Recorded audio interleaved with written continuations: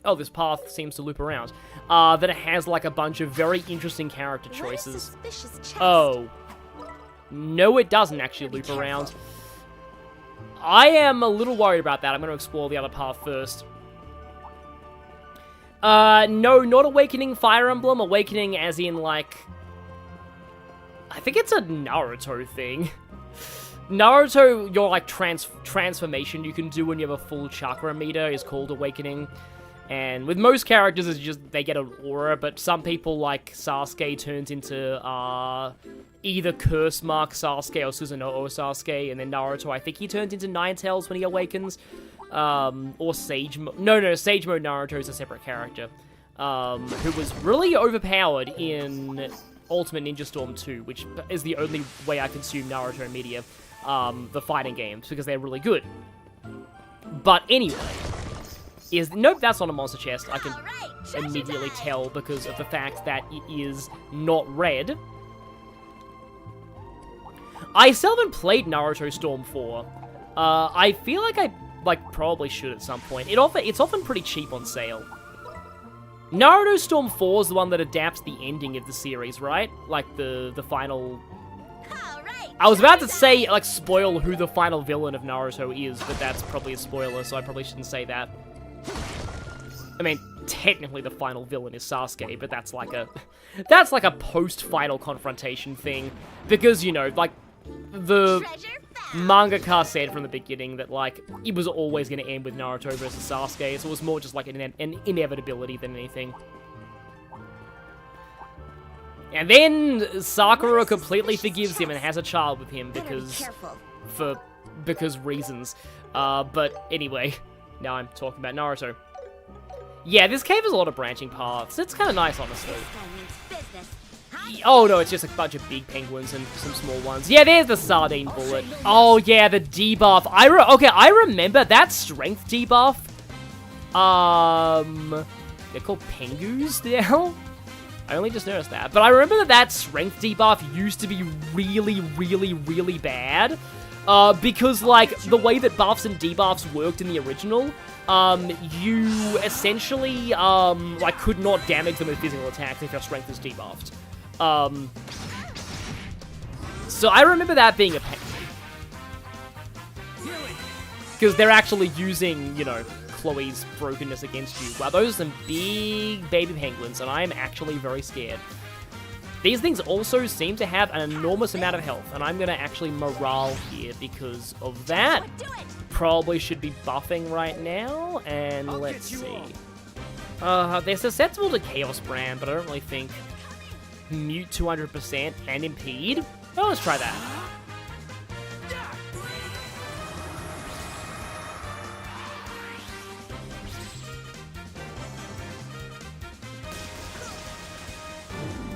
Ultimate Ninja Storm was the ending. Ninja Storm 3 was the... Yeah. I remember... Ultimate Ninja Storm 3 is really kind of funny because... And yet Estelle died anyway. Okay. Well, she does have the aggro drawer. Probably should have remembered that.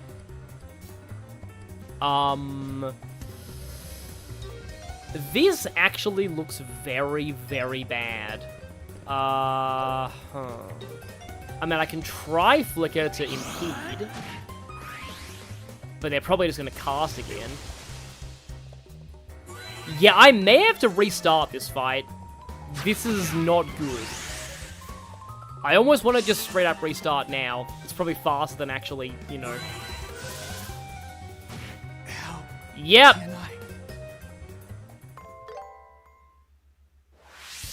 Yeah, dude, there's only 2 party members. You know what? I should probably save these monster chests for later, considering they do like half my health in one shot. Yeah, that's actually... Let's keep moving. Yep. Thank you in the chat, Zeron21, for giving me that idea of being like, oh, I can just come back here later. Because, yeah, I want to kind of map this place out regardless, but, like, I probably should come back here later. Yeah. Because, yeah, this area is technically above my level, so, while I can do the regular encounters just fine, I probably could beat the monster chest now if I really wanted to, but it's probably better that I focus on just advancing the story. Yeah, let's go over here, but yeah, So like, Naruto Ultimate Ninja Storm 3 is just like, okay, the manga hasn't reached the end of the Ninja War arc yet, so you beat, Toby, and then, let's just put the war on hold temporarily, while we wait for the manga to actually finish.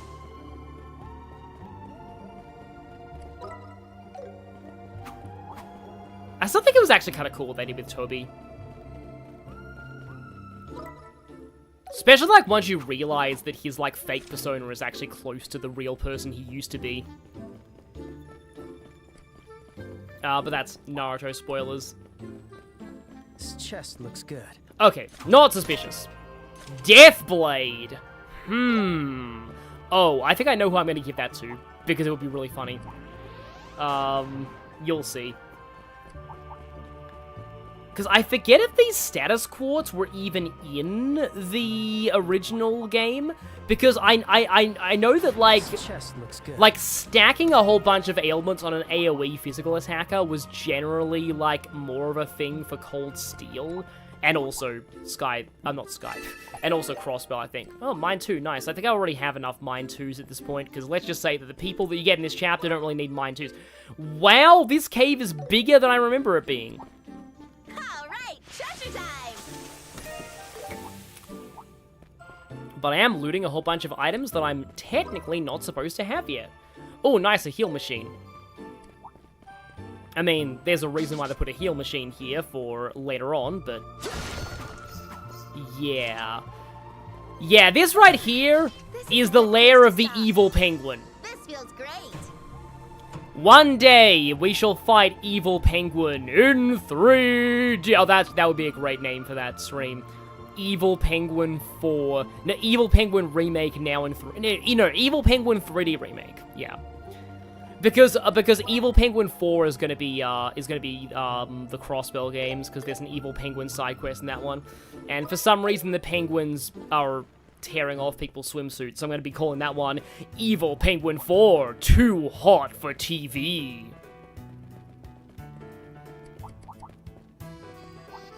Evil Penguin X-rated edition. The film you never thought you'd see, for good reason. And now we're back in the mildly less dangerous region.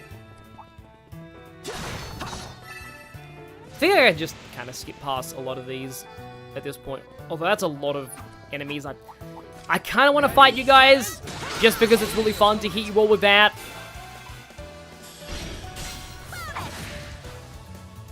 Always enjoyed Fairy Tail more than now. I never watched Fairy Tail, but I feel like I probably would have liked it if I had. Ready, and... More excited for a certain person showing up in 3D for the first time. Well, I mean, there's a lot of people who that could be. But for me, that's Kevin. Because Kevin is the best character. Well, one of the best characters. Honestly, yeah. I'm not even exaggerating when I say I think Kevin's one of the best characters of all time. Oh, right. When I was doing my whole Game Awards stream, I kind of forgot to mention that, like, the whole best performance category is invalidated by the fact that, like, Let us begin. in the Game Awards 2019, Chris Hackney did not even get a nomination for best performance for Dimitri. How? How is that even possible? I don't even.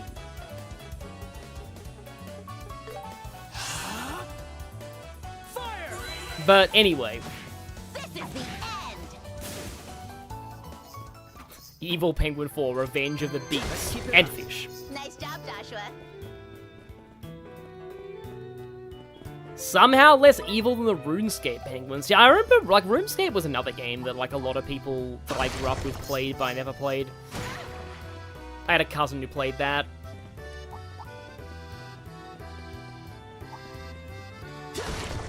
I remember having to explain to somebody, like, there was a quest that referenced Romeo and Juliet, and I had to explain to them the actual play, because, like, most people my age really didn't like or understand Shakespeare, and I always loved Shakespeare. And I never really had any problem understanding what they were saying, for the most part. The only weird thing is, like, when The main thing that I needed notes for in Shakespeare was, like... Did you know that Shakespeare's plays have topical jokes in them? They actually do. They even have political references for their time. And they're all completely incomprehensible these days. You kind of need to read a guide to Shakespeare to understand. I have to hurry. Oh yeah, that's absolutely her. Yep. Hi there, Brianna Knickerbocker. Oh. Looks like someone's coming. Here she is! Small child mechanic, aka girl. Hello there. Why are you in such a hurry? Is something wrong? Oh, hello. Excuse me, but did the two of you come through this tunnel? So Brianna Knickerbocker plays older Tita in Cold Steel. So people are wondering how she's gonna be playing, like, because I think Tita's only like 12 in this game. Yeah, we did. Why? Did you see if any of the lights were out along the way? That is an interesting thing about, like, an ongoing series that spans the course of, like, several years. Characters who are, like, children in one game can actually be, like, older in later ones. Not quite as insane as Yakuza, where, like, Kiryu's adoptive daughter is, like, in her 20s with a child of her own, as of infinite wealth, which is insane. One of the ones on the tunnel walls, I mean. Sorry. No. Maybe I missed it. None of the lights were out, but there was one blinking after we crossed the first two rivers. That's it! I knew it! Ah yes, behold the most powerful force in the universe, the daughter of a demon. Sadly, said demon is not in this game. It's not until the third that you meet her. Sorry, I need to go. Thank you for telling me.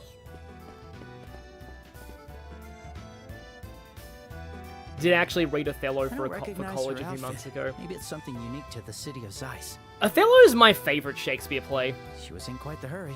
but it is very reliant on Iago being played well. It's very easy to get Iago wrong and make him too cartoonishly evil. Like, he needs to be a realistic, scary manipulator in order to actually work. The best Iago is, like, when he's basically an Ace Attorney villain. Yeah, I have a bad feeling about this. Hey, Joshua, want to follow her? Yeah, for the record, what I said, Kiryu's adoptive daughter first appears as a 9-year-old. She is in her mid-20s as of now in the Yakuza timeline, and has her own child. I knew you'd say that. Kiryu's like, I think Majima's 60 at this point, and Kiryu's like almost 60. I'm also concerned about leaving a little girl alone. We should watch over her. Oh, you met Brianna Knickerbocker. Both Cyberspace and Lenny have met Brianna Knickerbocker. I wish I had. Right.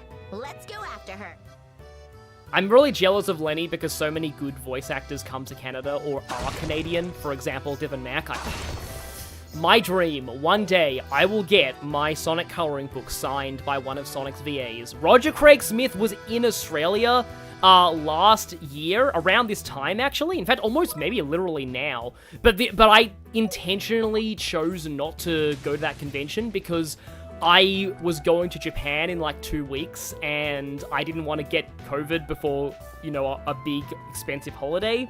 I probably made the right call, but I hope Roger Craig Smith comes to Australia again one day. But I've seen people get signatures from like Brian Drummond and Jason Griffith as well. And like Devin Mack. Oops. I thought we'd catch her no problem, but she's already gone. Looks like she knows this tunnel better than we do. We should hurry. Yeah, by comparison, how much time has passed from FC through CS4? 4 years, okay. Could be trouble. I do know that a certain somebody who is a kid in these games is 18 in Daybreak, which is also surreal. So Daybreak was like 6 years later, because I think they're also 12 here. Although what's even more surreal to me is the fact that, like, Judith from, Oh, no. Judith from Daybreak is actually, also, that's a weird reaction to being attacked by monsters. Judith from Daybreak is younger than Estelle, canonically. Oh, no. There's already this... Oh, right, no, she's not being attacked. She's actually being like, oh, they're eating the light. They might break it at this rate. Oh, hi, Lynn Amethyst. All right, then. Target aligned. pushing 20 degrees. Orbital energy at 30% charge. Oh, that should have been the thumbnail. And fire! I just would have had to have looked up the game If you get any closer, I'll ahead shoot of time. you. To... I mean it. I'm serious. I mean it. It's not. I'm not gonna have Cold Steel 2 accuracy this time. Maybe I just made things worse. That gun looks cool in 3D though. Take this! Oh, you're... We'll talk later. Just stay behind us. Small child with rocket launcher is my favorite trope. Yeah, you will probably like the crossbow games then. Although I don't think she starts doing that until Cold Steel 3. I'm surprised that Jingo... You too. Thanks, but So, you use the orbital cannon. Don't push yourself too hard, okay? I'm surprised that, like, Jingo is, like, as big a deal as she is in, like, the later games, because she's kind of generic in the original Crossbow games. But yeah, so this is Tita. Tita has a big AoE on her basic attack. Oh wow, that's shorter range than I expected. That sucks. Please don't die. Oh, they still call it gummy juice, which I just reminds me of. I mean, that sounds bad, but I'm not think about it as Gumshoe from Ace Attorney drinking juice. Yeah, that's it.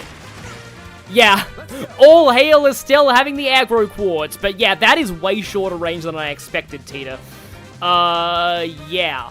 But the fact that her basic attack has a big AoE on it, this is why I wanted to give her the Deathblow quartz, because, hey, big AoE physical attack with a 10% chance of...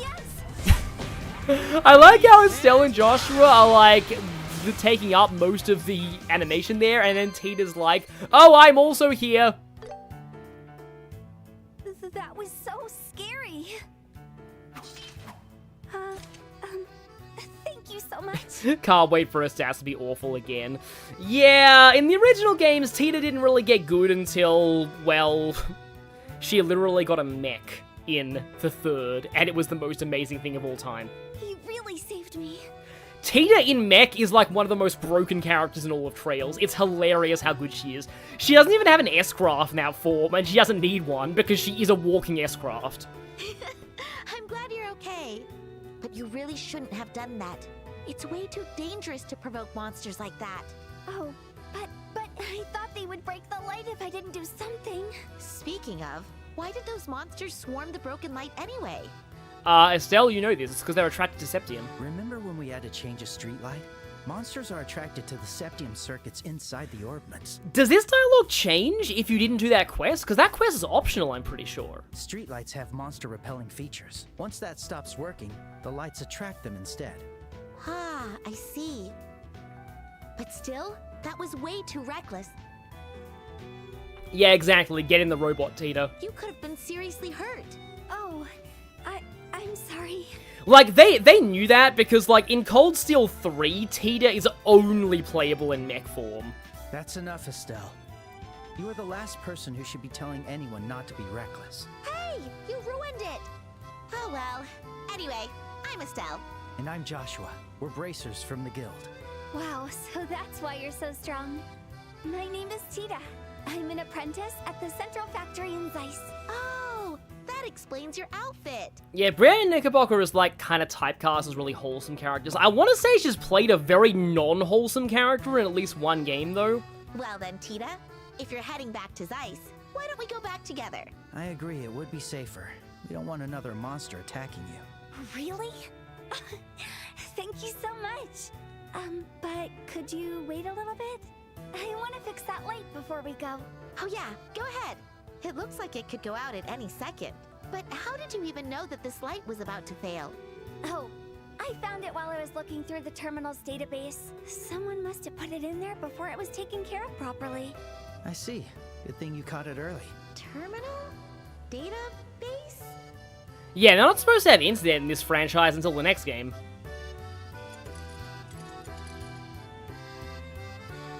And done. Okay, it's all fixed. Thank you for waiting. Yeah, the thing about Orbital Gear Tita is that I describe... Oh, she's Charlotte? Okay, yeah, that's a very non-wholesome. I mean, she's more wholesome than you think, but still. Wow, that's amazing. You did. Very impressive. No wonder you're an apprentice at the Central Factory. It's no I big forgot deal. she was Charlotte. I thought she was only, Sakura. I only fixed a quartz connection and tweaked the orbital pressure a little. Yes, Estelle does not do science. Huh? That sounds like the definition of a big deal to me. Estelle is F rank in science. Oh no, it's not. I'll explain it as simply as I can. Uh-oh, here we go. Inside an orbment, there are crystal circuits called quartz. Okay, that's not that bad. If they're not properly connected to the units, the orbital energy generated gets stuck, which stops the orbit from functioning as it should. In the case of streetlights, the illumination and monster repelling...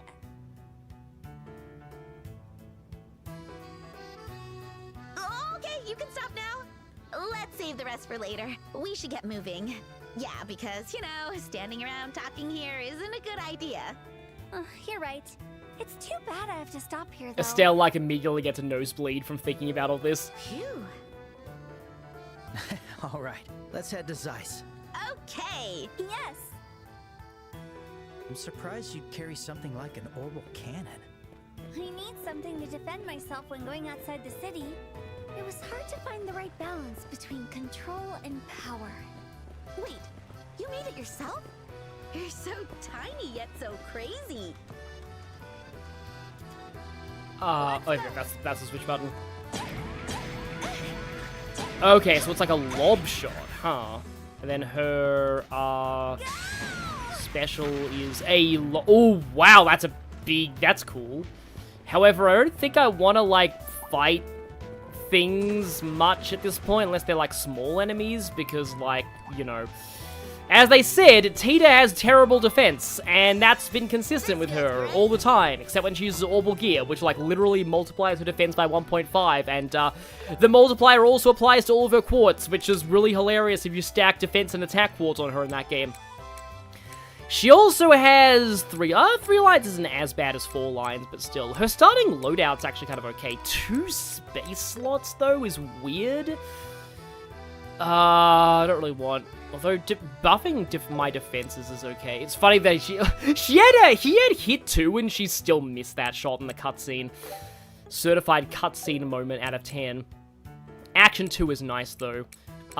Here's the thing though. Like, defense 2, let's see. Yeah, I wanted to do Deathblade. And... Do I have Petrified Blade, don't I? Yeah, I do. That's gonna drop her speed a little bit. It's a lot of attack as well. Oh, yeah, and that's restricted. Don't like having to give up action 2 though, but I really want to just do like, because you couldn't actually do this in the original game. This is like Cold Steel style, where you can equip 1 ailment quartz per line, which means that, like, you can stack a whole bunch of ailment quartz. Like, I used to do this with Machias in Cold Steel. I'd stack, like, every single, like, ailment quartz that I had on him. And then, like, his shotgun attacks had, like, a 10% chance to do, like, debuffs and a bunch of, like, other things and ailments. And that was a lot of stun. That was fun. However, okay, so what am I cross? Smoke cannon. Oh, it could burn in this game. That's cool. Blind / burn 50%. Yeah, blind is kind of nice. Vital cannon. Oh. Okay. Oh, and I can aim that too. I don't have to be around myself. That is a CP heal in this game. That is interesting. It's probably not as ridiculous as Ellie's CP recovery in Crossbow. But anybody with a CP regen AoE in Trails is normally ridiculous.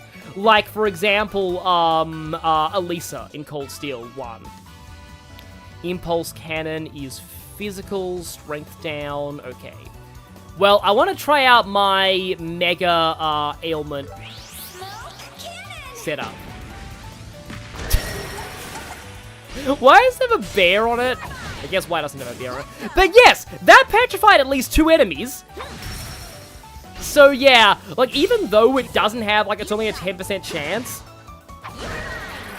when you are hitting that many enemies at once, you're gonna get some of them petrified.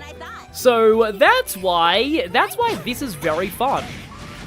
Also, I can stand back and just lob a bunch of shots like this. Almost feels cheap doing that, but still. Fun. And even her normal attack is also a 10% chance to instant death or petrify.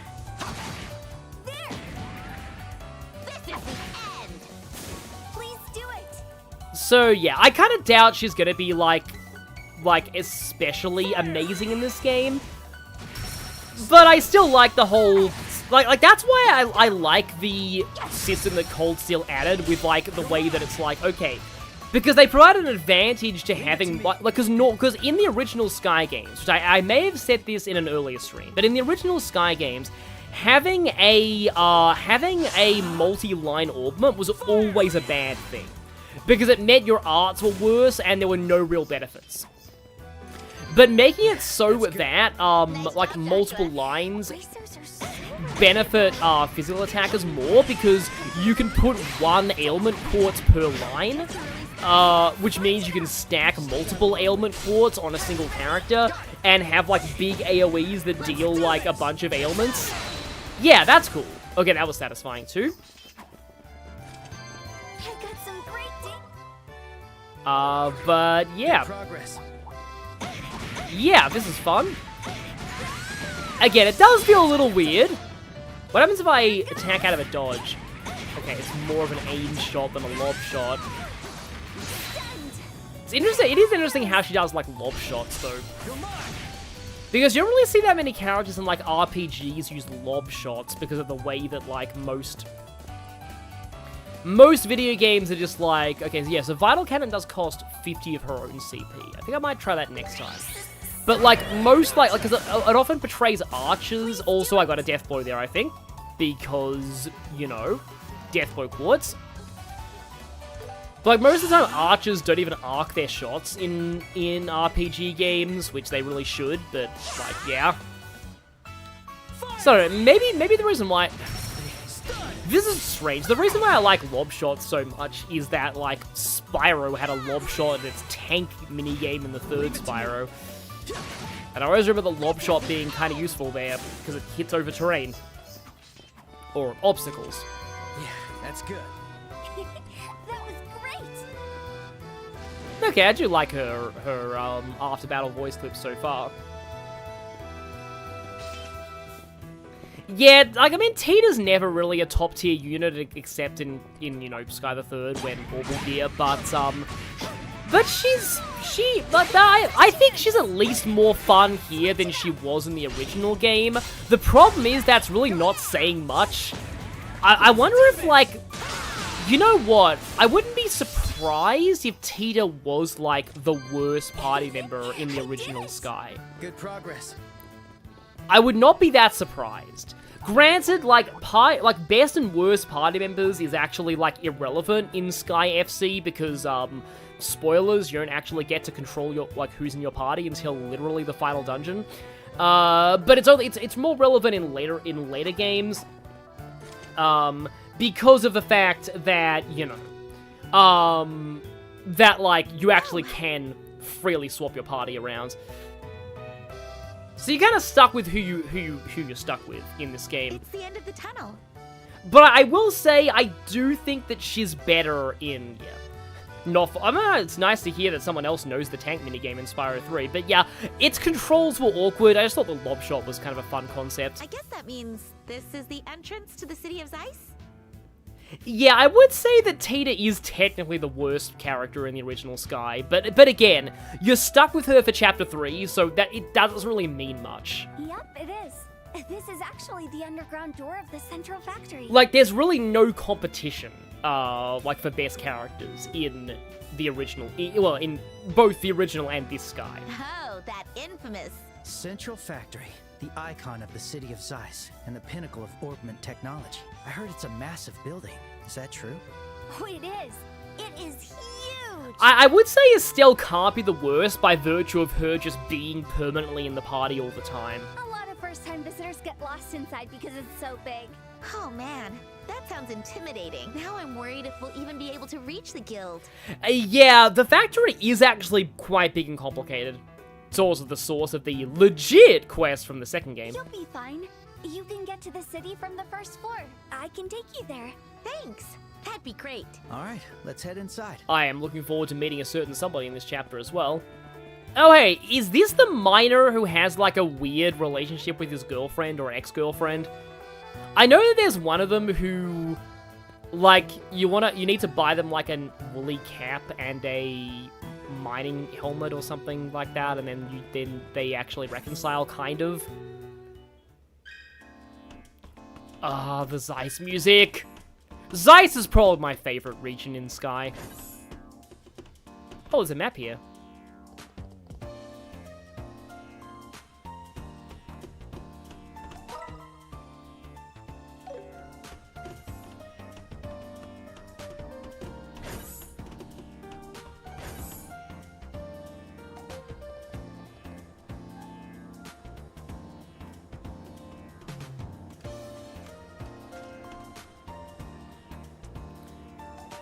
Ah, this area. I believe there's a Phantom Thief B thing at some point, either in this game or the sequel, that is in here.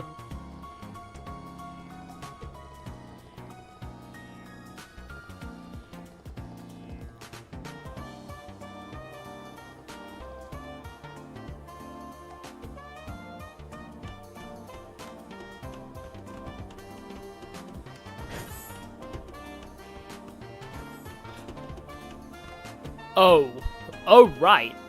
This is where Aga gets horribly tortured in Sky the Third.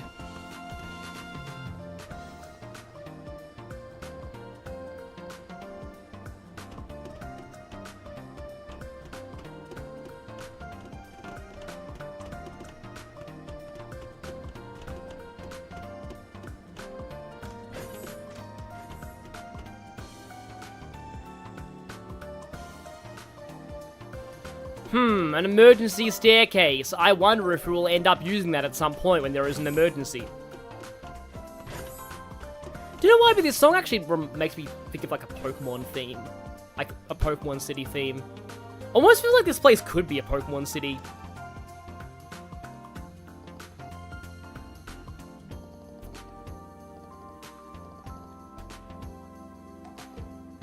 Yeah, Estelle's only ever dealt with tiny mine elevators.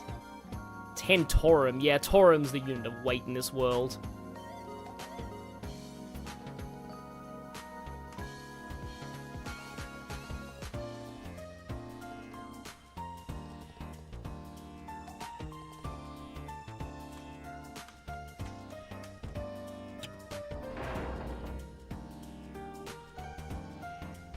Well, yeah, I am glad that Tita and the Zeiss theme is helping you heal, Kwang.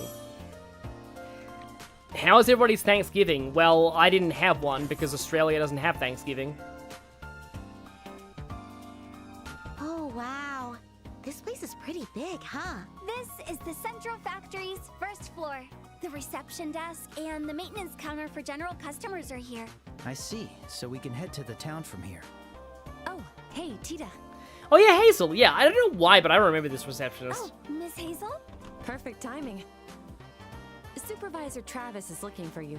He wants you in the calculation room. Ah, okay.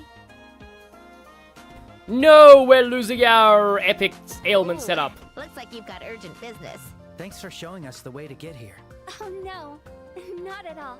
I should be thanking you for what you've done for me. Oh, the elevator could carry 50 Taurum in the original.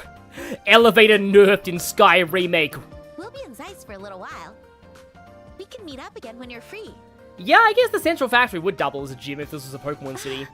Yeah, it would almost certainly be a steel gym. Yes, of course. Well then, goodbye.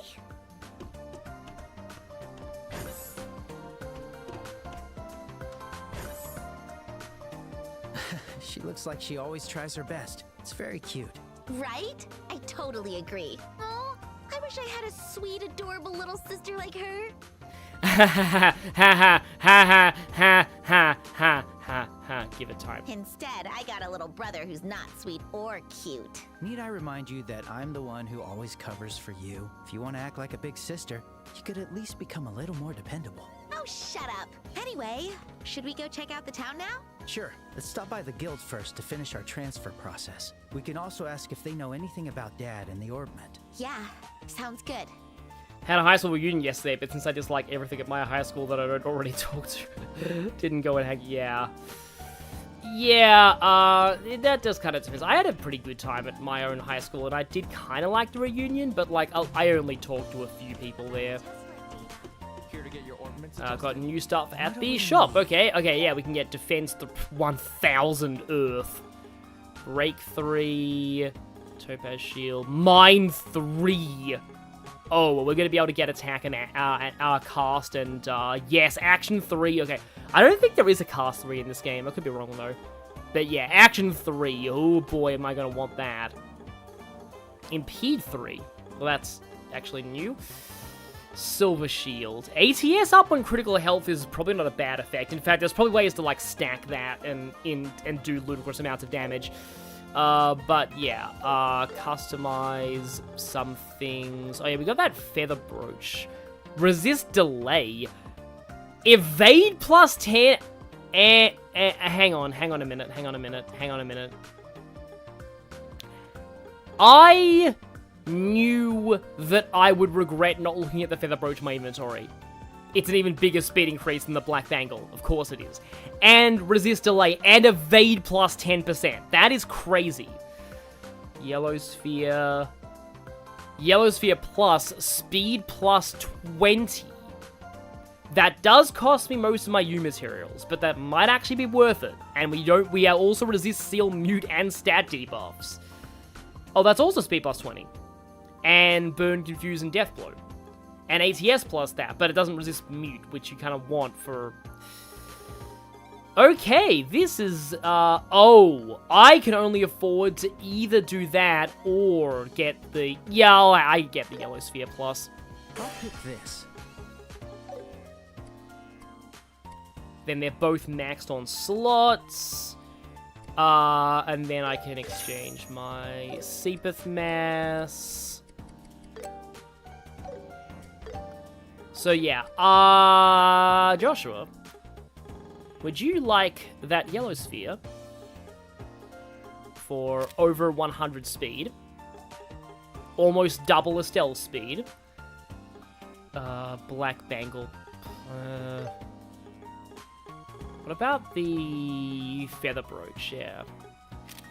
I mean, having oh, if I stack a lot of evasion on Estelle and give her the aggro draw, that might be fun. Do I have anything else that boosts evasion? I have the green sphere.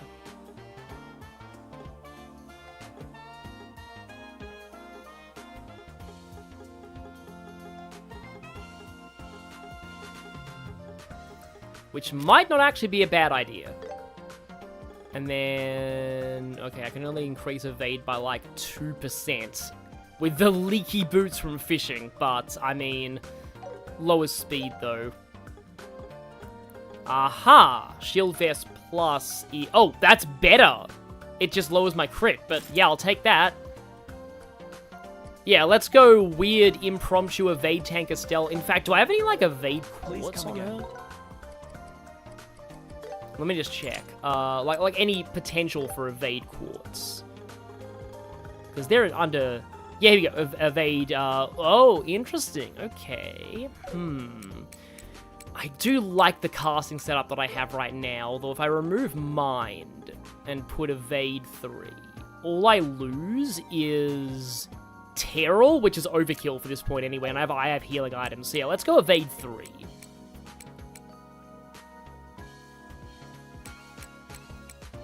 So, okay, yeah, that's looking... Which one should I pick? Alright, why is it still saying new things to buy? Oh, wait, hang on. Oh! Oh, right! U material plus!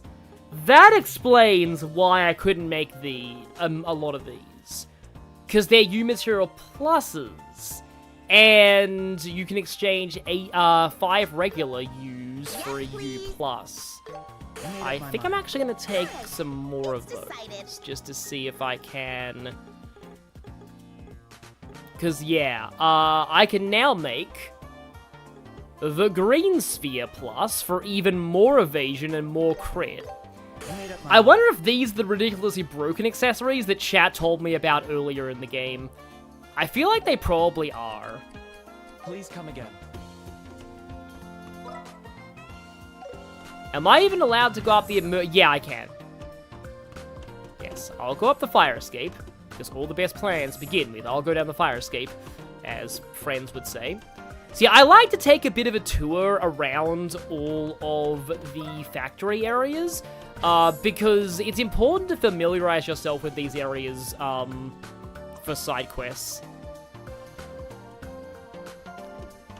Archives, huh? Is this where... I don't think you can actually read the books here until either SC or until stuff, but... Oh, no, we do have this. Hertz's Adventure. I don't think I'm gonna read this. But I know that, like, you get multiple volumes of Hertz's Adventure. And eventually, the Cypress Trees book shows up here, and oh boy, do I have theories about 21 Cypress Trees, or whatever it is. It's like something Cypress... It's like 20-something Cypress Trees. And I have some theories about that book.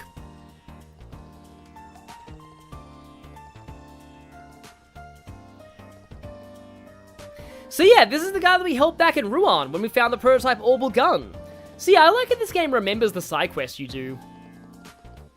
Pro tip, you need a lot of U material plus to 100% of the achievement list. Oh boy. I must have missed some context in the chat about Erica throwing out a Volcanion to screw him over. About who, like, the gym leader of this... Okay, Erica being the gym leader of this place would be really funny. Also, we have a scientist named Prometheus.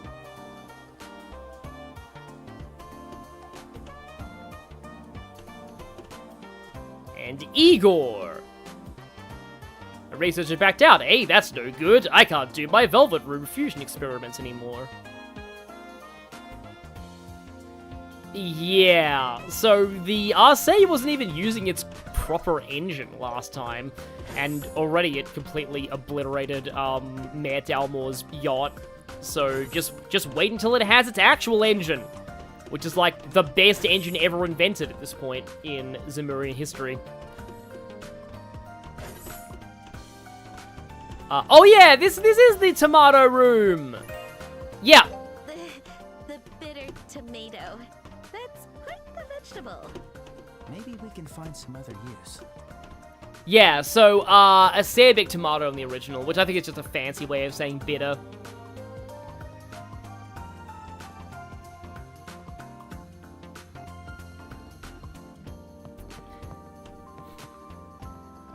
So they invented this extremely bitter tomato.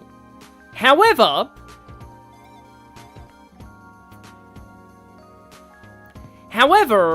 little does this guy know that he invented the greatest invention in the history of cooking in all of Zemuria. Because this bitter tomato restores CP in most dishes that it makes. You look way too much like Erica and I'm scared. But yeah, it restores CP. And obviously, any food that restores CP is broken. Therefore, that guy is probably going to be extremely rich off of the royalties from inventing that tomato. I don't know if you can even get royalties off of a fruit, but I guess. Or like at least just selling and exporting it, because yeah. They even make pizzas with it in Cold Steel 3, and that's like those are incredibly broken. Wilm. I feel like this guy's name is missing a few letters. It's always 1 step forward, 2 steps back, like you have 100,000 pounds sitting on your back. Oh, yeah, here's the early prototype-y computer-y thing that we'll eventually be dealing with, I think.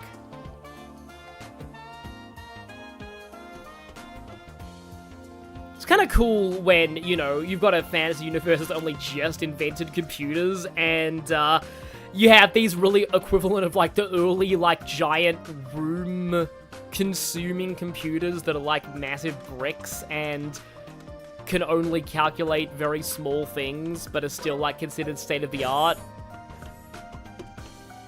Oh yeah, so then we go up the top here, which is going to look really nice, because we actually haven't seen the city of Zeiss yet. So here's our preview, and yeah, this looks really cool. I like the way this looks, especially with my new laptop's color setting. Well, not a new laptop, I fiddled with some things, and somehow the color settings turned out really, really bright and vivid now, and I'm liking it a lot. Didn't actually mean to do that. I just accidentally clicked on some settings in my my lighting, and it's like, oh wow, this actually looks really cool. I want to say the Zeiss rooftop is important later, but for now, let's just head back to the first floor. Ray shows up in Daybreak and has a side quest. I'm not surprised, given how good the tomatoes are. One of the stupid filler gags in Willy Wonka used an acidic tomato. Yes, how dare Gung Ho change the name? This is worse than when Xseed put Riz in their no, it really isn't. Well, actually, it probably is. Actually, no. I mean that Xseed putting Riz in their localization is not bad because it was said by Nadia, of whom that's totally in character for. And I looked up that line in Japanese, and it's really not, like, that different. It's just like, I'm gonna have to up my charm game. It's pretty much the same line. I also looked up the pronouns line, and I can't believe it's just like, why were people mad? In Japanese, he is literally asking whether to call him Kun or Chan. That is, like, the equivalent of asking somebody what pronouns they go by in English. Like, how did... Like, it's the same thing! Like, honestly, it's not actually the equivalent of saying, are you a boy or a girl? Because, like, Kun and Chan are personal expressions. They're not, like, just strictly tied to any one gender, so... Like... Anyway, I don't know. I'm not really one to really speak about that kind of thing, because, you know, I'm not really part of, like, the LGBT community, but, like, basically I will say that, like, it's roughly equivalent to asking someone what their pronouns were, so I don't know why people got mad at that. And the character that it was used for was totally justified, because, you know, Katra is meant to be gender ambiguous, like, in the Japanese script as well. Or at least on first impression. Like, he does go by he, but, like... Anyway, play Daybreak to understand more about that. Also, it's Antoine the cat! I'm glad they kept the cat speak. They kept the cat speak. Gung Ho is forgiven for changing the tomato name. They are forgiven because they kept the cat language. One day we'll understand how to speak his language. But yeah. It really says something about Trails that, like, I am so happy to see this cat. This random NPC cat of all things. Makes me so happy. Antoine the cat is, like, probably my top 5 of Sky NPCs. Probably my top NPCs in the whole franchise, honestly. And it is mostly because there is a book that lets you translate his meows. And all of them make sense. Oh, what's that? Also, I love this. Like, again, in this world, technology is new, so it still has no idea what an escalator is. Oh no. This is where Antoine went after Archie Sonic died. It looks like a moving staircase.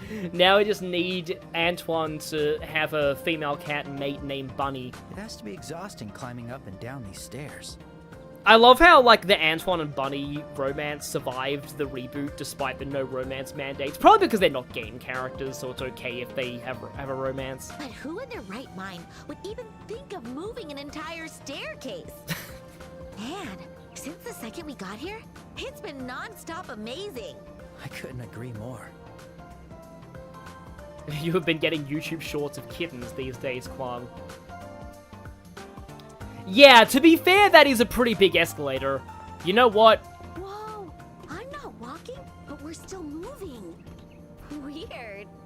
This sure is convenient. I'm a rebel, I'm gonna walk down the up escalator. I'm pretty sure I made that exact same joke in the original Let's Play.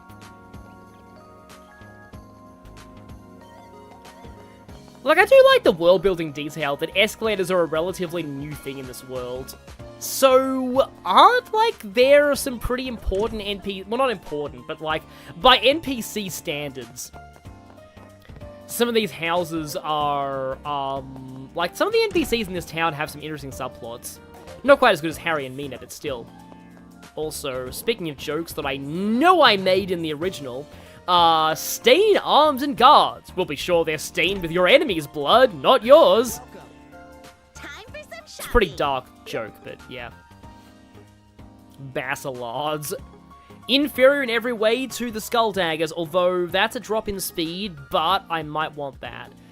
Oh, that's way lower crit, but I guess I'll take that. Pick you. And I'm going to be lowering Estelle's. Hang on, how does Joshua have that much defense and Estelle's defense is terrible? It's because of the evade. Hang on. See you later. I need to check this. Chainmail plus. Oh, right. It's an early get. No, wait, hang on. Better. Wait. I'm very confused. Ruby Shield, Ingenuity. What is giving Joshua so much defense? How does he have this much defense? Oh, right. Yellow Sphere. Defense and arse defense plus 150. Yeah, it's comparable to Estelle's without that. Okay, that makes sense. Sorry. I was, yeah, but like, oh, what's this? Why does he have so much defense? Oh yeah, we have the Force Seal with this stat debuff, work gloves. We can buy feather brooches, which is nice. Then on Avatar, where the game reacted to the normal bear the Earth King has. Yeah, normal animals are kind of weird in that universe, from what I remember. That is a bit of a buff to arts, though. I think I will actually take this. But, unfortunately, yeah, I lose a bit of speed from not having the skull daggers, but still. And then we have the bell. I always like the name Bell Station, though. I feel like Bell Station should have been a shop in Crossbell. Oh yeah, the wool knit hat. We need this for later, and I can't afford it. Also, that is an expensive book. Holy crap, is that an expensive book? And we also have a whole bunch of those things. Is there anything I don't mind selling? I mean, maybe I can sell some of these early weapons I'm not using anymore. Do I want to sell the skull? Oh yeah, obviously, I want to sell all of, like, my,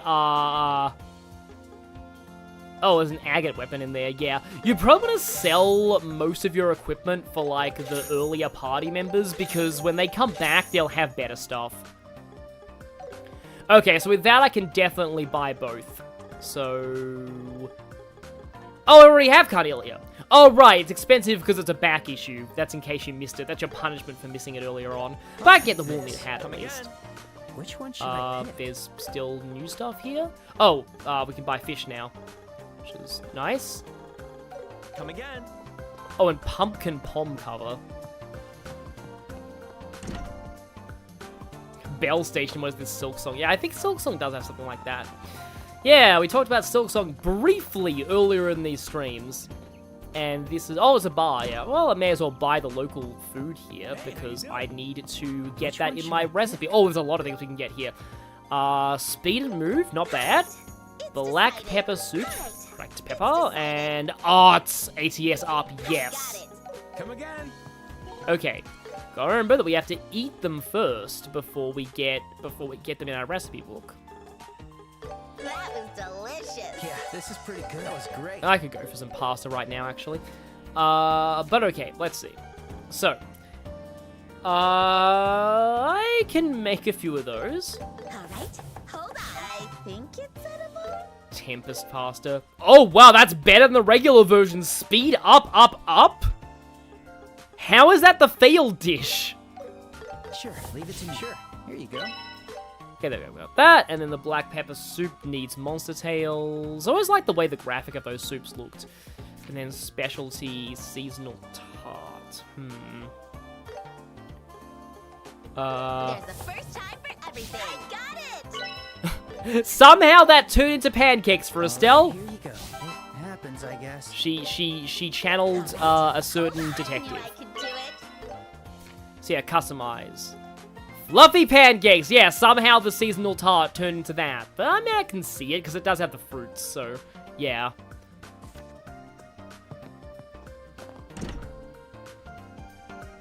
The fast travel points are called bellways, but they're usually called bell stations. Oh yeah, because they were called stag stations in the first game.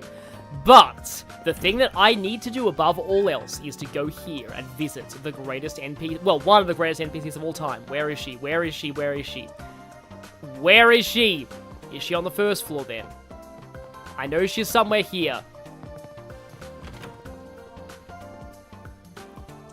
Is it the one, the only Earthquake Maid?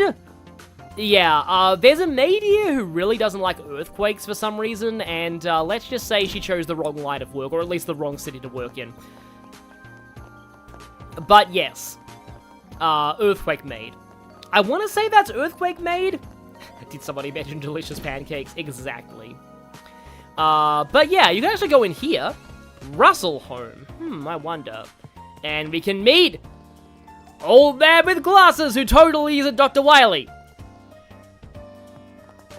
Yeah, I like that you can meet him earlier than you're supposed to. But yeah, let's go to the Bracer Guild, because we have, the best receptionist, but that's by default, because she's like the one receptionist who actually got a very significant role later in the franchise. Very, very significant role. Like, you have no idea. Like, I was not expecting her to be this significant, but, like, yeah, she is really important, and not just for her reasons, in Sky SC. No, she's important for even more reasons than that. And she's about to have voice acting! Estelle isn't, though, for some reason.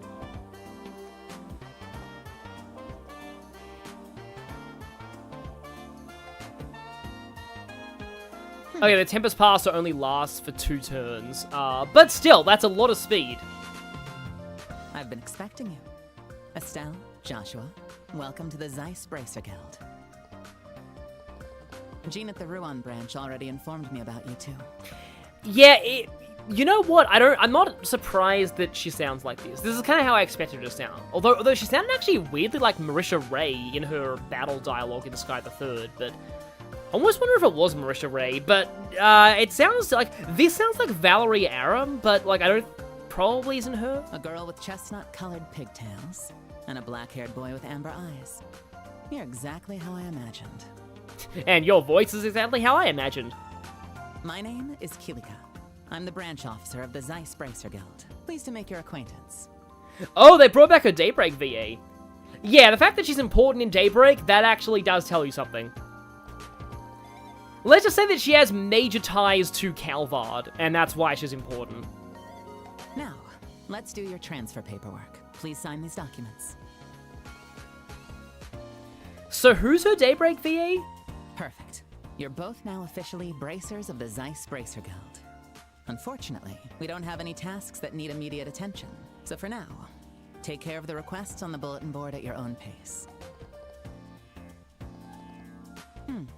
About Cassius, correct? Melly Grant. I haven't heard of her.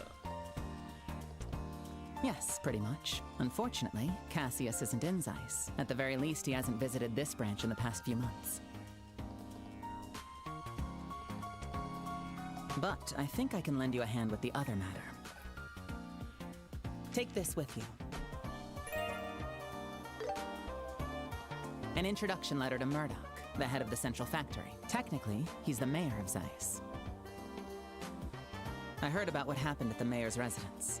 The orbment does sound like quite the mysterious item. The other mayor, she means, not this mayor. Not this mayor. You should consult with the factory chief first. He might know something. Yeah, Kilika is, let's just say Kilika is somebody who likes to stay on top of information.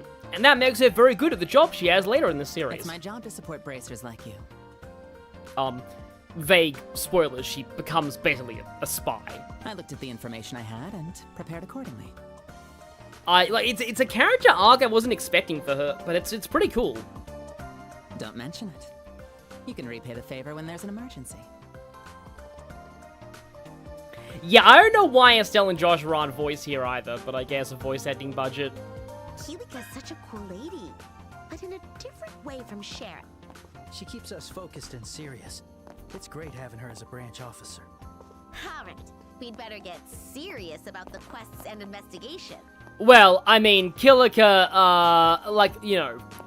Shara kept us focused too, but she had to whip us to do it. We do have side quests. Looking for librarian. Temporary Oh, right. I think this one has bonus BP in it. Yeah. Trap Plains monster. Well, we'll be going to Trap Plains eventually. That's long deadline. That's also long deadline. But we may as well take care of the library one while we're on the way to the factory chief. You don't have anything to report, huh? You don't have anything to report? Wow, you're useless. Nobody's up here. Why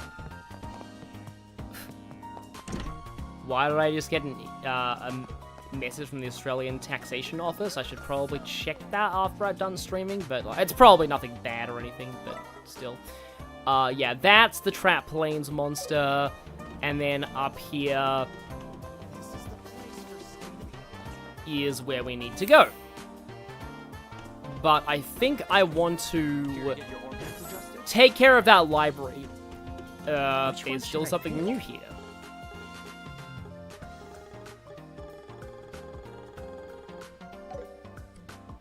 What is that? Oh, right, we can now customize the things we bought in the shop. And they require U material pluses, because of course they do. I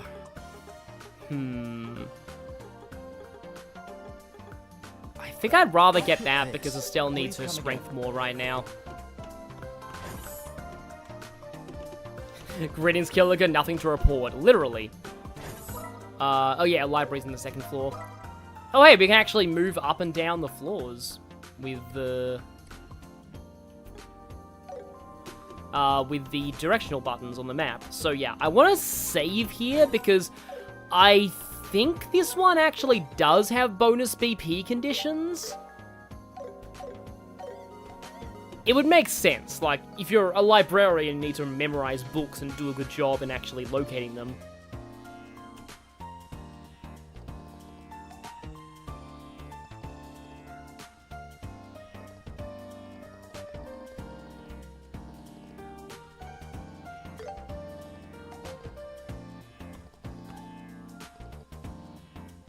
Problematic task,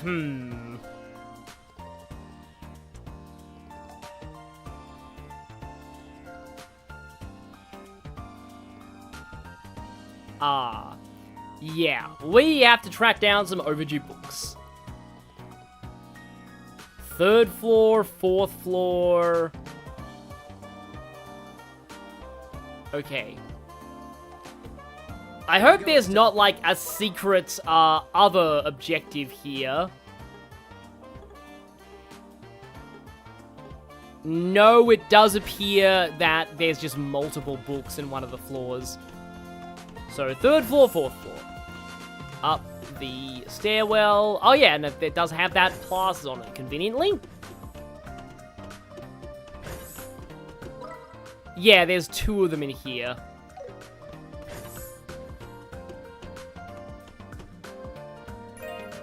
Yoink! Oh no. Crystal what? Looks like it's a journal on orbital technology.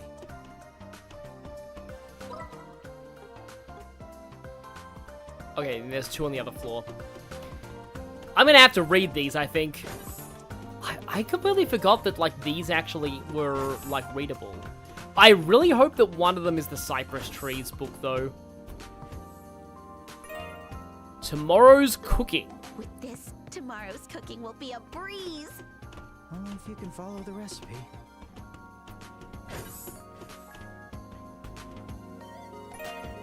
Oh yeah, cat talk for dummies! Talk? Is this real? I think it's just a joke, but it's an interesting book nonetheless. So, yeah, I don't think the cypress trees is this one. Oh yeah, the music is a little bit Persona 4. But yeah, I'll go back down and then I will actually try and read all these, especially the cat talk, because the cat talk is amazing. I kind of doubt the cat talk one is going to be as out there as it was in the original, because this translation is going for a little bit more of a straightforward feel. The original version of Cat Talk for Dummies was kind of crazy, so I'm not, I kind of doubt that it is going to be... Yep, here it is, Crystal Optical Theory. Collected papers on quartz optics published by the Zeiss Central Factory. Overview. Current research in orbal technology, specific topics. Analysis of orbal properties at quartz interfaces. Research and development of high-powered orbal guns utilizing defect-free crystals. Statistical production of interference field formation due to precipitation defects. So I guess that means that if it gets, water on it, it doesn't work. Relationship between blade geometry and propulsion efficiency under low orbal pressure. Accelerating mechanical computation using orbal storage gear trains. In the 50 years since the Orbal Revolution, the Central Factory has continually pursued innovation in orbal technology, leading to numerous practical applications. Today, the fruits of our research have permeated society, significantly contributing to industrial growth. However, despite these remarkable achievements, basic research has largely been overlooked. What exactly is orbal energy, and what fundamental principles govern the operation of orbments? Our understanding of these essential questions has seen little progress over the past decade or more. Now that technological research has gained unquestionable recognition in society, it is time for us to revisit these fundamental questions. And Estelle's nose is bleeding. Cooking is science, that's actually true. The latest recipes for a new century. Today, exclusively for readers of this book, we reveal the recipe for an old rotten dish. Portable, I don't know how to pronounce that, bouillabaisse? This innovative recipe allows you to conveniently enjoy delicious bouillabaisse anywhere, anytime. Ingredients: onion, as needed, red pepper, as needed, monster bone, as needed, monster fish meat, as needed, monster fish roe, monster gelatin, as needed. Which means that if you're cooking this for does that mean that if you're cooking this for a giant person, that you need to just put 100 of these in? Thoroughly rinse the monster bones with water. If odor is a concern, briefly boil them first. Finally, chop the onion. Cut the bones and fish meat into bite-sized... Cut the bones?! You must have had a pretty freakishly strong knife for that. Separate the monster fish roe and gelatin, lightly rinsing them with water. Season the fish roe lightly and set it aside. Heat a frying pan and sauté the ingredients. If you don't know how sautéing works or what it is, you are too dumb for this book. Once the fish meat is lightly cooked, add water or broth and simmer until the liquid has reduced by half. Finally, add the monster gelatin and bring it to a boil once. Immediately remove from heat, then allow it to cool and solidify. Once set, cut the gelatin into bite-sized pieces and garnish with the seasoned monster fish roe. Your portable bouillabaisse is now complete. Enjoy it as is or reheated. It's also a perfect addition if you're looking to add one more dish to your lunchbox. Yeah, that does actually give you something. So... I think in the original, even after you've returned that book, you can still read it on the shelf and get that recipe. But yes, we now actually have a new recipe. Is it in here? Yeah, here it is. What if it is bouillabaisse? The fact that it includes gelatin does sound kind of weird, but yeah. Fish bones are generally not as strong. Yeah, true. Leave it to me. And... yeah, let's immediately fail. Because, of course, Estelle doesn't follow the recipe correctly. Can't make the black pepper soup at this point. But now, the real glory begins. Notes on usage. Cat language varies by region and may not always match the provided written examples exactly, much like human dialects. Additionally, the lengthening of sounds, represented by ellipses, tilde, I think that's a tilde in examples, ellipses is ... I'm dumb, is closely tied to a cat's personality and emotions, resulting in considerable individual variation. The examples provided here are representative only. Practical examples. Nyao. Indeed, it is so. Strong affirmation. Nyago. This direction, if you please. Guiding. Nyao. That is correct. Nyaya. Hurry. Expression of jubilation. Nyayago. Kindly hold a moment. Cautioning. Nya. My claws are such a bother. Irritation. Nya, I'm positively famished. Nyaon, take heed. Nyaon, I am beset by fatigue. That's great. Nyaon? Pray tell, who might you be? Nyaon, yes, that is indeed correct. Nyao? Is something the matter? Nyao, we meet again, used when greeting someone after a short interval. Nyago, it has been a while indeed. How have you fared? Nya-on, farewell. Nya-o. Yes, precisely, strong affirmation. Nya-go, I remember that one, salutations. Fumya-yon. Myaon? Pardon, what did you say? Expressed when asking again with slight reproach. Meow, my tummy is rumbling, a child's expression. Meow-go, I accept my apology. Yeah, those are the kitten ones. Why am I suddenly thinking of John / yeah, it's the nyan that makes me think of that, but yeah.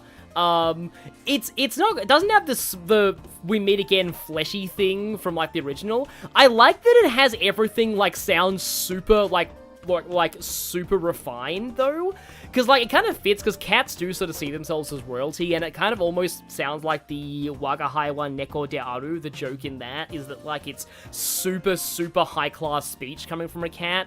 So yeah, I like it in this version. I'm gonna save just in case there's some weird BP condition here. Probably isn't. Someone stream highlight this. Is this? No, this is not ASMR.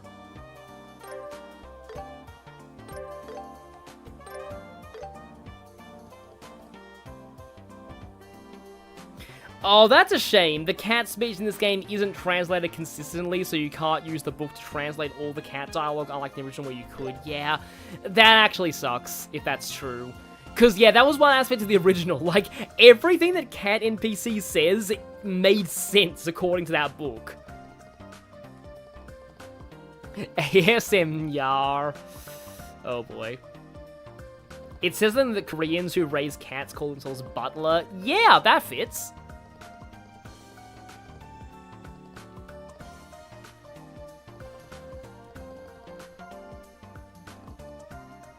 Oh, the herb woodpecker. Oh, wow, that one. I remember that one.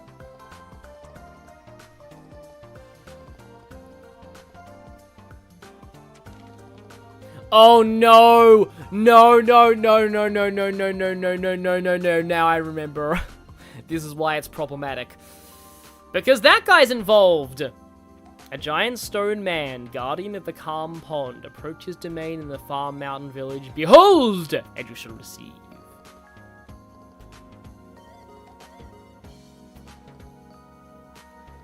I know where that is, but we're not going to be going there for a little while longer in the chapter. Or maybe we can go there now?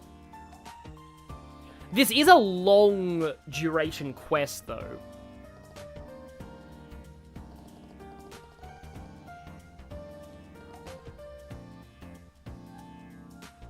Unless in this universe, cat talk was simply too advanced for the books to include everything. Yeah, it does explain why they were looking for braziers for this one.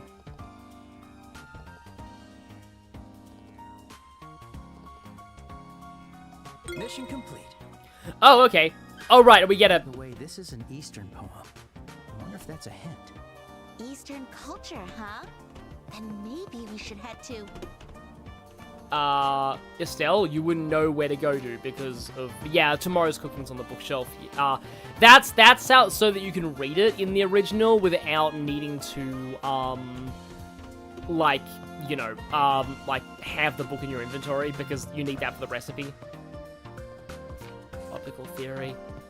Is the Cypress Trees book in this game, or is that in the only in the sequel?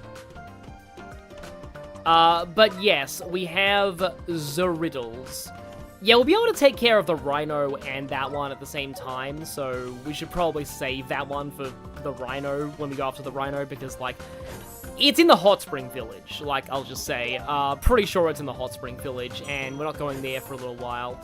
I wonder what the proprietor of the Hot Spring Village is going to sound like, because she always had a pretty unique-looking portrait in the original.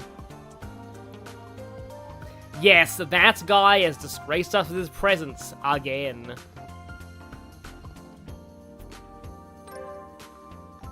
Is it bad you just spent like 10 minutes looking for VA overlaps between this game and your favorite show? You found one? What's your favorite show? 31 Cypress Trees is in this game, just later on the side quest chain. Ah, okay, that makes sense.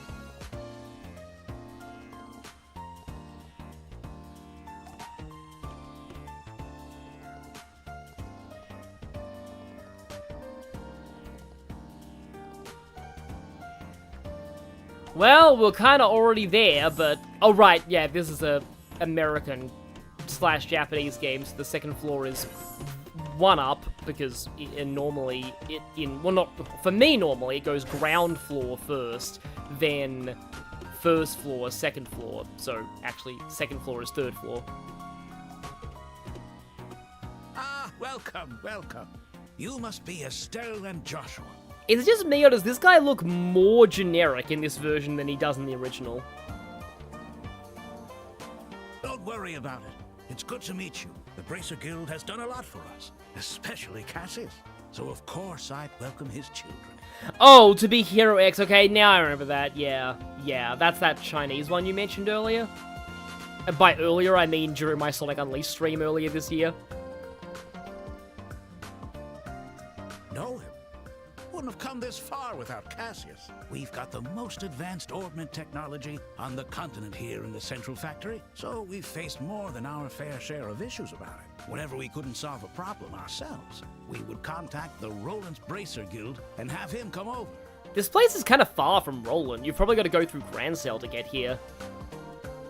Or he could just take an airship. And now the children of our savior have gone out of their way to see me. I'm more than happy to help you with whatever you need. So, I'm wondering, does this guy still have his smoking habit from the original? I know that this guy, like, smoked a lot back then.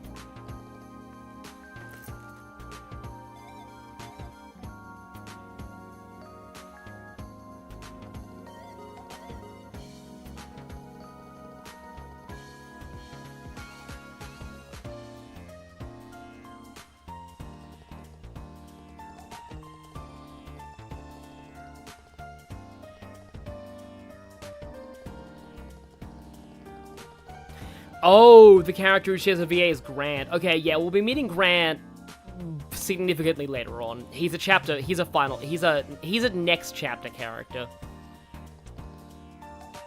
Like, the next chapter is technically the final chapter, but it's so long it might as well be 2 chapters, so I don't actually really consider it next chapter, final chapter.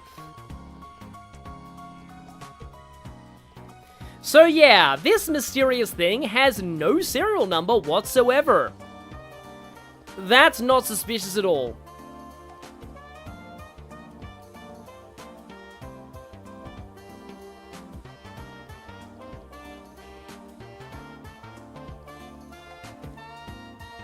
Yeah, I don't know, because this guy did look... I mean, in the original, his 2D portrait, like, expressions had some kind of interesting, like, emotions to them. That, I mean, I guess you kind of get them with how he's looking here. Yeah. No access compartments, no serial numbers. This is exactly like the GS Ball arc from Pokemon Gold and Silver, not Gold and Silver, from Pokemon Orange Island's, like, anime's arc, and also the Gold and Silver anime arc. Except this time, the plot point is actually gonna go somewhere! I know I referenced the GS Ball arc in the original Let's Play, because this does remind me a lot of the GS Ball arc. It's like, wow, the GS Ball, it's so mysterious, it's so, like, we don't know, we can't even open it up, even with laser beams and stuff. We need to take it to a Pokeball expert like Kurt, and they do that! And they never mention it again. Because that was originally going to be a story about Celebi, and then they're like, oh no, let's do Celebi in the fourth movie. And they're like, okay, well, don't want to step on the toes of the fourth movie. Guess we're not going to do the GS. We're just going to... But they could have at least put in something. Had the GS Ball in the anime lead to something. Not just totally forget the plot point. Apparently, like, I think one of the showrunners, like, straight up said in an interview, we hope fans would just forget about it. Like, that was, like, the reason they went to the Orange Islands in the first place. Like, to get that thing. And then they carried it all through the arc, and they took it to Johto, and then, like, why do they think that they would just get fans to just forget about it? Anyway.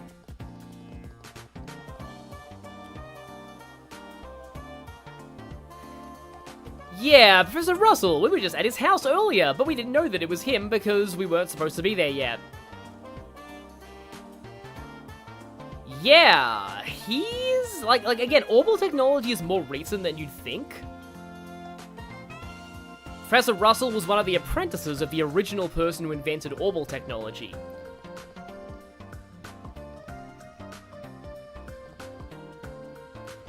Among the other disciples are somebody whose gender remained indeterminate until daybreak, and they had to patch Sky the Third to change all the pronouns to she. Once they found that out. In Japanese, you know, pronouns are a lot more vague, so they could get away with that. And then the other disciple is somebody who is from Cold Steel, who you probably don't want to run into. Like, this guy is saying, for better or worse, you know, Professor Russell is kind of an eccentric genius. Professor Russell is nothing compared to Schmidt. Yeah, if this guy is so done with Professor Russell, I am so glad he's never... I mean, he probably has met Schmidt at some point, but he probably doesn't understand just how ridiculously insane Schmidt is. Or rather than insane, more... I think Professor Schmidt is literally described as having a giant stick up his butt, like, in canon. And that basically sums him up. The guy's moral alignment is chaotic science. To give you an idea of Professor Schmidt, this is, like, kind of going deep into Cold Steel 4, but I do think it's hilarious.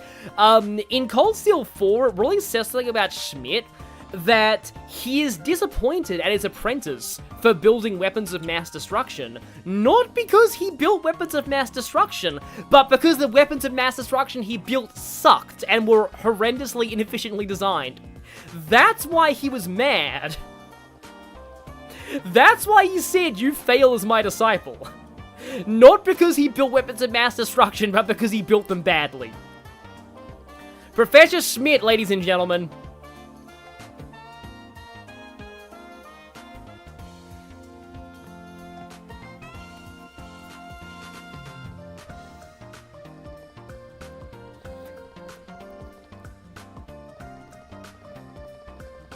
Hi, Phantasm Iris. Hi there. I don't think I've seen you before. I probably have seen you before somewhere in the chat. This is a lot of people use Clippy profile pictures because I think it's like a protest against AI from what I've looked up, but yeah, there's quite a few of those that I've seen. But yeah, no, Schmidt can be funny sometimes. Nothing Burger 69, that definitely sounds accurate. Oh, are you still here? Does that mean something bad happened to your flight or something? I hope nothing happened.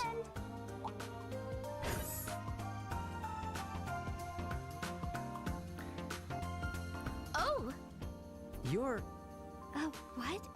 Miss Estelle? Mr. Joshua? What's this now? You know each other? Oh yeah, we're briefly acquainted. We're like battle buddies. We're canon instant death petrify buddies. Yeah, we actually just met today.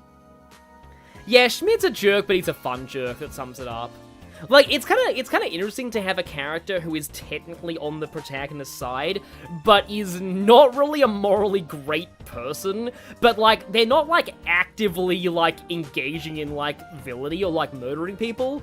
So it's kind of interesting that it's like, we don't really like working with you, but, like, you're on our side and you're not really harming anyone at the moment, so, like, we kind of have to keep you around. And he legitimately is a genius scientist. You haven't been on stream before, but you've been around Tumblr. Oh, you've been around Tumblr. Okay, nice. So she's the professor's granddaughter? So, yes, Tita's last name is Russell. I forget if the stat screen spoiled that already. The plane just landed here. Okay. Hope your flight's good. Yes, she is. So, Tita, Why did somebody talking about Jacinth in the chat get marked as auto-spam? looks like Estelle and Joshua want to discuss something with the professor. Mind taking them to your home? Morally great by virtue of working with the good guys is such a funny trope, yeah. To Grandpa? Oh, yes, of course. I'm counting on you. Oh, and if you find something out, share it with me, yeah? Yet he's somehow nowhere near as much of a jerk as Elise's mother. Because she's the one who actually profited off of weapons of mass destruction and, like, selling them to places that are going to use them for bad things. But anyway, that's a Cold Steel problem. As a technician, I'm very interested. Like, admittedly, even in-universe, her father, like, really does not like her. Or at least the direction that she took the Rhineford Company in. But again, that's a Cold Steel problem. Sure, no problem. Thank you again for your time. Like, I wouldn't call Schmidt a token evil teammate. I'd more just call him, like, token amoral neutral scientist teammate. But I wouldn't say it reminds me of Colress. I mean, Colress is kind of fun, but, like, he's not really Colress. But, like, he's more of just a token jerk teammate.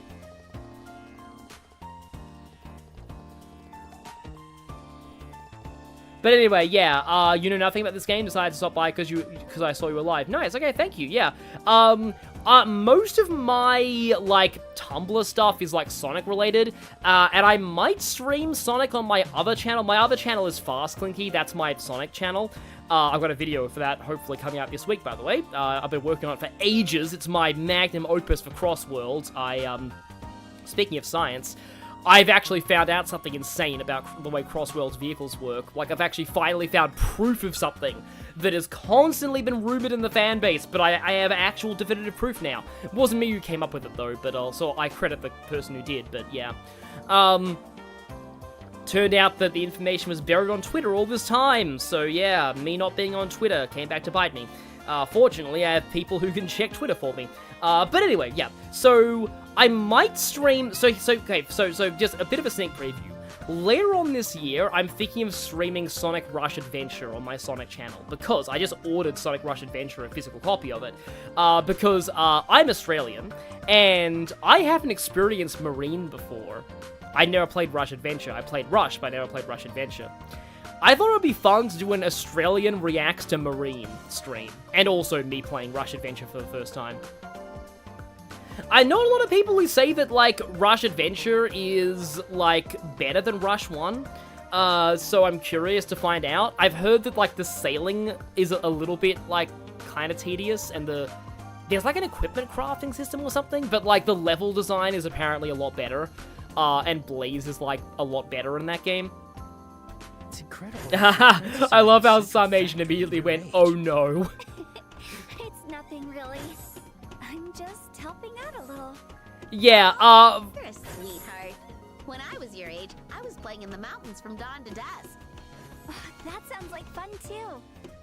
and Estelle is now becoming a bad influence to Tita. But yeah, so, like, as a bit of a preview, I lost my mind at Gondor in Xenoblade Chronicles 3. So, I am probably gonna laugh so much at Marine. Yeah, we'll see. But anyway, also, how's everyone doing today? Thanks for adjusting my orbment the other day. Pretty well. You're welcome. Feel free to ask me anytime. Wow, so she really is a great mechanic. Tita just full on having a Beauty and the Beast opening number moment with this town. All the people in town recognizing her. Though, that's kind of the reverse, because everyone in this town likes Tita, whereas the... Tita, have you been eating well? Knowing the professor, I am very worried. I am very worried. That song's all about how the townspeople don't like Belle because she's weird. We're both fine. We're splitting up household chores for now. You know... I can imagine how their daily lives are like. Yeah, from what I remember, Russell drinks like a lot of... No, I'm thinking of like Victor the Black Powder Merchant when it comes to coffee, but Russell's like Victor the Black Powder Merchant, except less insane. So... These are, like, long-duration quests. I think I can afford to progress the story. Like, once I know that, like, some kind of big things happen when we talk to Russell. Because we accidentally... You'll see. I don't want to spoil it, but it's funny. Any dog for going the escalator the wrong way. I did that at the start. I don't think there is, but I can try. Again here.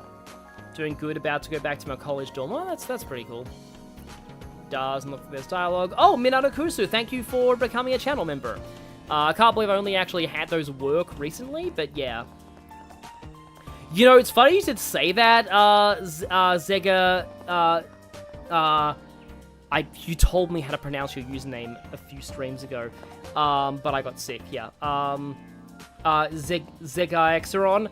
Sorry if I pronounced that wrong. In my head, Marine sounds exactly like Gondor. Like, she literally has Gondor's voice. Oh, can I go to the rewards menu to see the chest total? Let's see. We are one off of opening 120, so we're 119 chests. Just wondering whether I should actually try and go into the plains now, or whether I should do this. Masterine. Oh, you're sick right now? Well, I hope you get better soon, because I had a horrible sickness recently. I'm still not even 100% at the moment, but, like, you know, it sucked so much because, like, after about a week, I was feeling better in every way except a sore throat, which is the one thing that I need to actually record or stream.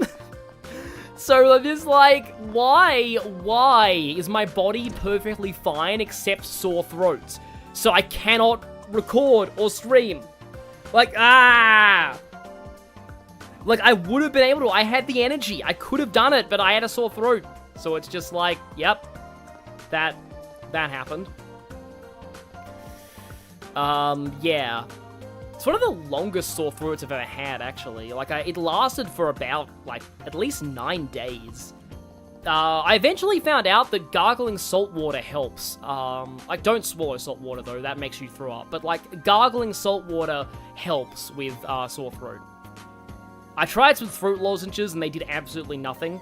I think those work better on bacterial infections. Because I went to the doctor and got it checked after it didn't go away after a week, and they took a throat swab and tested it, and it came back negative for everything. Which, on the plus side, yay, I don't have any bacterial infections or any major viruses like COVID. On the minus side, it means that I can't take antibiotics because, you know, I don't actually have a bacterial infection. So Grandpa, I'm home. The only thing I could do is just wait for it to be over. But, yeah. Anyway. If I do this and that...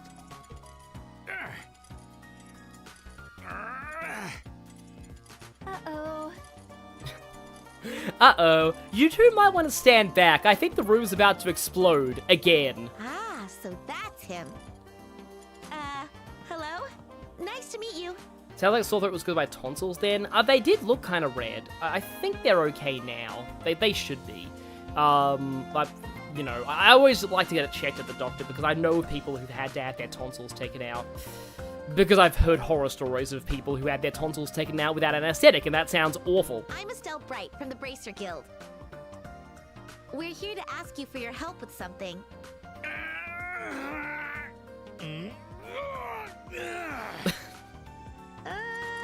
Old man grunting. I did it!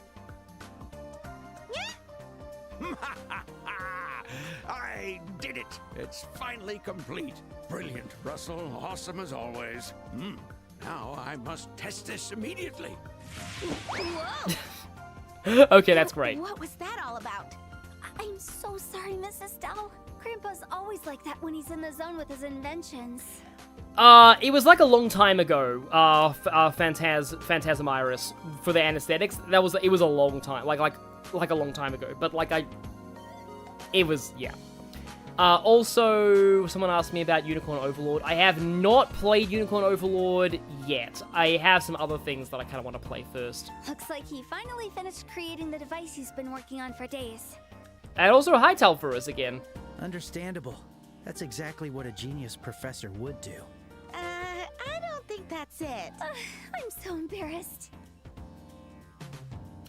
Yeah, this guy, like, I've been told that sometimes I get too engrossed in things and don't really, notice people trying to talk to me and stuff. The thing is, I do actually, when people try to get my attention. It's just that I'm the kind of person who likes to finish what I'm working on before I do something else. So, I am gonna do something, but, I won't Grandpa? immediately start doing it. I like to finish what I'm doing before I start something else. It's just a thing with me. For example, if Cat is meowing and I need to feed her, often I'm if I'm right in the middle of something short, I'll want to finish that before I feed her, unless she's, actually scratching people, which she does that sometimes. Sometimes she scratches my mum or bites her if she wants to get fed, which is annoying, but it's hard to, discipline cats and actually get them to stop doing things. But, yeah. These guys are here to discuss something with you. Ah, Tita. Perfect timing, my dear. So, I like to call this guy Dr. Wily, except not evil. Help me gather data. I'm about to run a test. The sad thing, though, is his moustache isn't quite as crazy as it looked in the original 2D version of this game. What? But his hair is still Dr. Wily. This latest device is an orbment that can disable biosensors. Oh, right, yeah. This is gonna be relevant later, obviously. It creates a specialized orbital field that interferes with scanning systems. This is just classic Chekhov's gun, because the whole point of the Chekhov's gun thing is if you're gonna put a loaded gun on a stage, why would you do that if the gun is not gonna get fired at some point? Here it's why would you introduce a new invention that blocks biosensors if you're not going to be introducing biosensors later in the story? Really? Absolutely. This is an unequivocally groundbreaking invention. Thing is, though, this invention's going to be, havoc on, security. Come now, hurry up and help me with the activation test. Okay.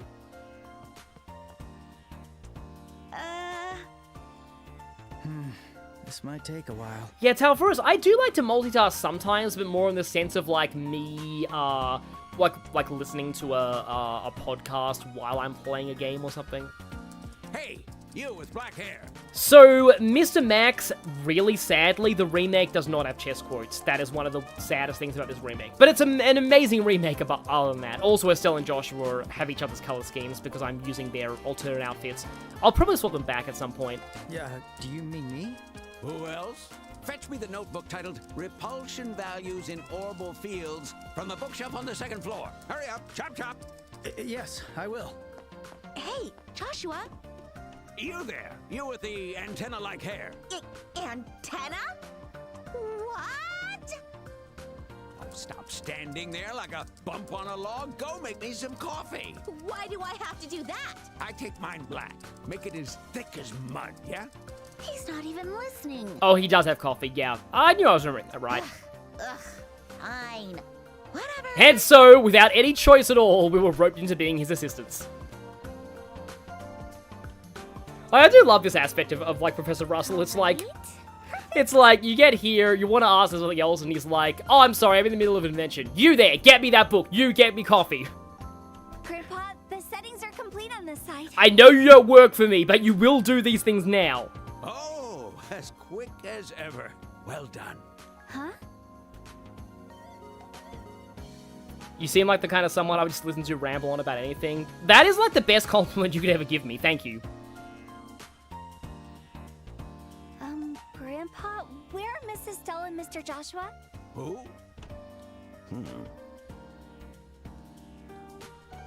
Ah, now that you mention it, there were 2 young assistants I didn't recognize. Could they be new recruits Murdoch sent over to help me? Grandpa? And that would be the oh, Professor Russell, like, sitcom fade out. There are so many characters in Trails who My could... deepest apologies. There are so many characters in Trails who could be, like, had their own sitcom. I truly mistook you 2 for new recruits from the Central Factory. So, I put you to work as I do How with would you staff make around coffee here. thick? I feel like Shadow the Hedgehog would find a way somehow. Actually, no, he likes just the raw beans, so maybe not. Must protect small mechanic. Oh, you're playing with the Japanese dubstyle for us. Yeah, I think we mentioned this back in the very first stream of this game, but the really strange thing is, the Japanese dub got a recast, and the English dub didn't. Seriously, this is so not funny. Like, the English dub has some recasts, but it's mostly consistent with, like, how the VAs are in later games in the series, whereas they completely recast the Japanese dub. We did way more than just make coffee. Come on now. It was such a valuable experience, wasn't it? We don't get to witness activation tests for a brand new orbment every day. Oh yeah, Schmidt does like sugar in his coffee. That's actually hilarious. Oh, you're quite the insightful young man, But I see. often find in media, it's always the person you would least expect to take sugar in their coffee who takes sugar in their coffee. How about you leave the Bracer Guild and dedicate yourself to studying orbments? I mean, he could probably do it, honestly. Oh, Grandpa, seriously. I'm sorry, Mrs. Stella and Mr. Joshua. I got so caught up in the experiment.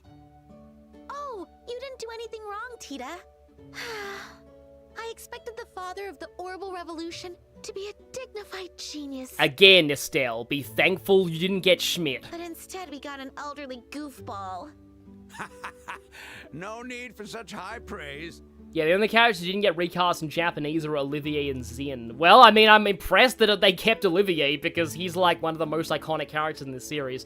See, also, by the way, Phantasm Iris, so you said you only dropped in here because you wanted to sort of see me stream. This is the remake of the first game. It's actually a great starting point for Trails, honestly. The remake of the first game in this series. Now, the Trails series is a very long-running series of JRPGs, but unlike most JRPGs, the Trails games are one long, continuous, interlinked story in the same world, so characters from, like, early games will come back. Basically, think of it like the Marvel Cinematic Universe, but as JRPGs. Like, characters from earlier installments will come back later, plot threads from earlier will suddenly come back, like, 5 games down the line in a really big way.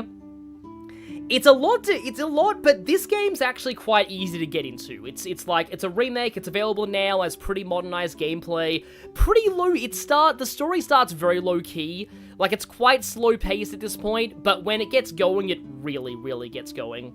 Anyway, I never expected Cassius's children to walk through my door. You've caught even me by surprise.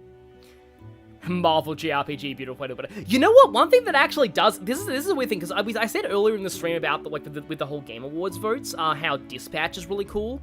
One of the things that I like about Dispatch is, like, why aren't there more superhero RPGs in video games? Like, you'd think that there would be superhero... Like, why?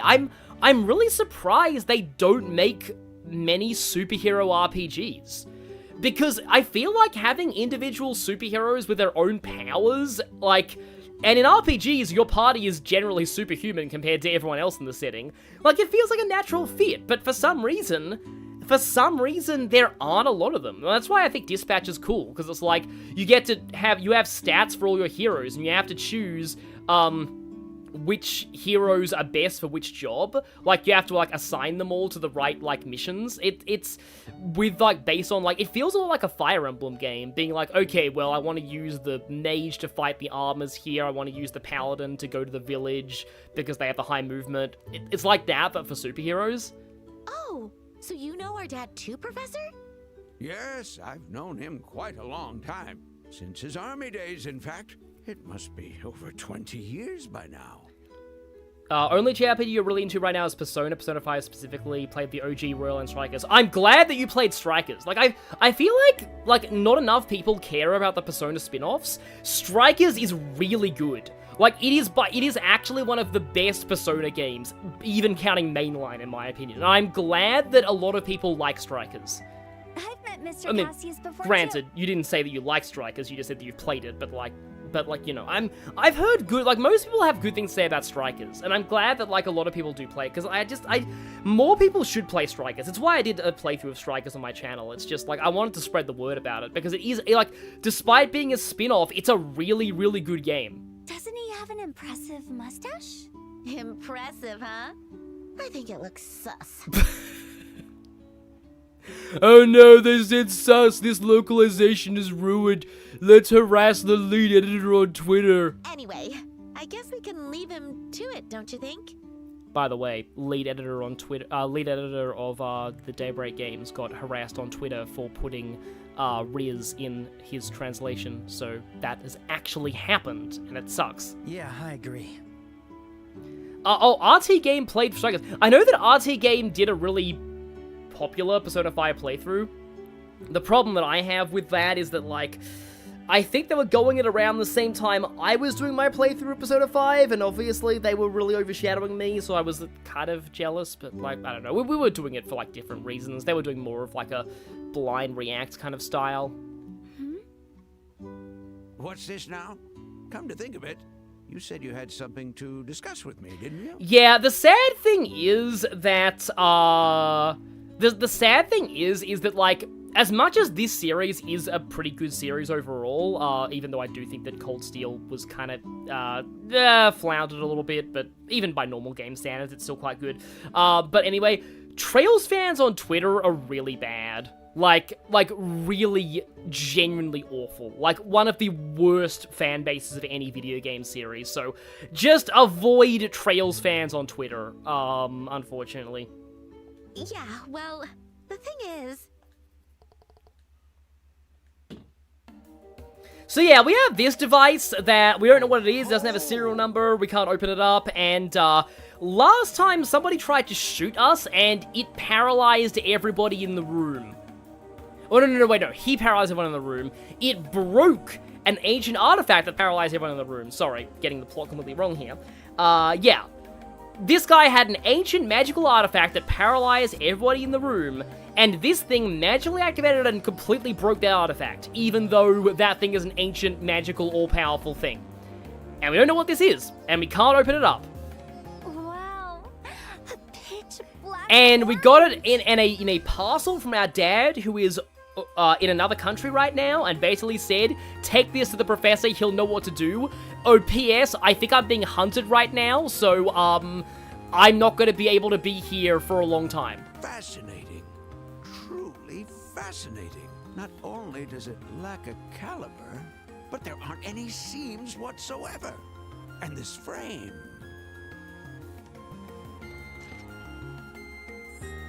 I like how he just casually had like a switchblade just in his pocket.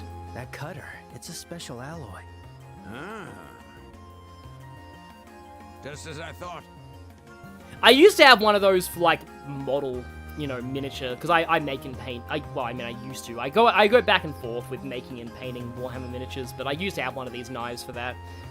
Isn't the character guide you made for everyone to Strikers? Can applaud your song choice for Zenkichi. Yes, I was so proud, because I wasn't actually sure what, sorry to tangent, but like, I wasn't really sure what to actually do with Zenkichi, like what song to use. And then I realized I'm my own master now fits on so many levels. It's insane. And I'm just like, yeah, and it's a good song. Here, take a look for yourselves. Okay. Inadvertently got you into Metal Gear... Metal Gear Rising as a result. I need water now. Stay hydrated. And not a single scratch. Huh. Yeah, pretty expected that, like, just, you know... a super alloy knife doesn't even scratch The it. frame is made of a material harder than any metal I've encountered. This might be more difficult to cut open and examine than I thought. This thing is that special? Emergency box cutter. That just reminds me of like Yakuza Like a Dragon, where like one of the clerk class uses box cutters as like her weapon. If it's impossible to cut into it, then we're in trouble. Well, I'm sure we could manage to cut through the frame if we took our time. But before that, it might be wiser to analyze it with a measuring device. What's that? It's the big machine we used during the experiment. Measuring device? That's a device that measures things. We can use it to measure orbital wave activity in real time. Oh, dang, that's actually kind of like a... So, Ys 8 is another game by Falcom, the makers of this game, and, it has an infamously bad localization. Thankfully, it got a much better one later, but, like, its original localization had lines like, medical students, that's a student who studies medicine. And, instead of crevice, they called one plot-relevant location the Archaeozoic Big Hole. So people were constantly talking about the Big Hole, and how mysterious and significant the Big Hole was. Okay. I don't really get it, but what happens if you use that device? Simply put, it'll give us an idea of what function this orbment serves. It'll only measure the wave, so we can only guesstimate. To some extent, you almost feel like Yakuza is another series that newcomers might get overwhelmed with the amount of games it has. Yeah, but the good news there is that Yakuza 0 is an insanely good starting point. It's a prequel that doesn't require any knowledge of any other games. Like a Dragon is okay, that's like Yakuza 7, because that's a new protagonist. Still, And I'm it's sure a there's good turn-based chance of RPG getting some instead of important action, clues. so like they completely changed the genre, so it's a good starting point. Indeed. Well then, shall we? Wait, Grandpa. Shouldn't we have dinner first? Oh, actually, Jared Fayette, that's an amazing chess quote. I'm just gonna read it out. You know all the stuff you steal from chess aren't tax deductible, right? What? Oh, please join us for dinner, Miss Estelle and Mr. Joshua. I'm not the best cook, though. Oh, how could I say no to that? Not the best cook, that sounds like my kind of people. We can help you with the cooking part if you'd like. Okay. How about, while you're all preparing dinner, I'll just quickly do... What? No. I want to see the results, too. You can't just start without me. You're no fun. There's no doubt about it. They're Undeniably related. Oh, if you think her grandpa's crazy, wait until you meet her mother. Sadly, her mother doesn't show up until the third game, but she is even crazier than Professor Russell. Now that we're all well fed, let's get started. Estelle, place the orbit on the platform. sure. Is this okay? Yes, well done. Tita, how's everything on your end? Yup, it's ready anytime. I can't hear a professor say well done without making me think of Pokemon Snap with Professor Oak. Oh, it's dead! Well done! Excellent. We will now begin the orbital wave measurement test for the Black Orbment. And suddenly the Sky Pirate theme is playing. The Black Orbment? That's a creative name. Simple is best, they say. We do need to call it something. It's inconvenient otherwise. The BE for short.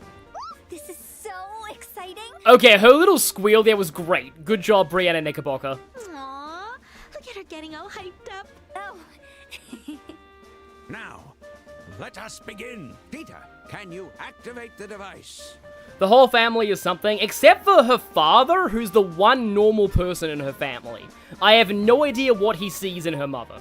Sure. Like, her dad is like the most generic normal guy in this entire series. He just, like, he looks completely bland, and he just is like a dude, a normal, ordinary dude. And yet, the rest of her family is crazy. Initiating standby on all measurement instruments. Roger. It's really funny that, like, someone in the chat is saying, do we ever see Tita's father at any point? You do, but I'm not surprised you don't remember her, that you don't remember him. Okay. All measurement instruments are now ready. Now then, the real work begins. With no visible input or output, we'll need to bombard the quartz circuit with orbital waves and monitor its Maybe reaction. he thinks it's crazy. This Yeah, is that's where probably this true. measurement device will truly prove its worth. Wow. Someone's totally into this. Boop. So yes, let's just bombard this thing with energy. That's totally fine. That's nothing bad's gonna happen. Whoa. So this is how they glow during experiments. I see. So that's how they apply stress to the quartz. Good, good. Theta, how is the measurement instrument reacting? Something seems off. Say what? The tachometer needle is wobbling, and You know, I only recently found out what a tachometer was thanks to Crossworlds. it's starting to spin. What? What? What's going on? Joshua, isn't this? Yeah, it's that black light. What?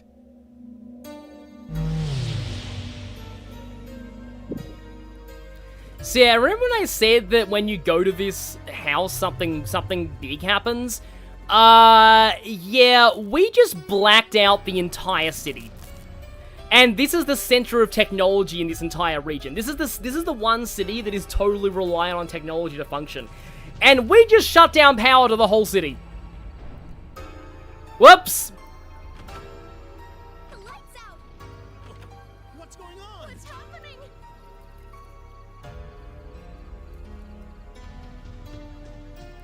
I think we might have broke something, just saying. We can't let this continue.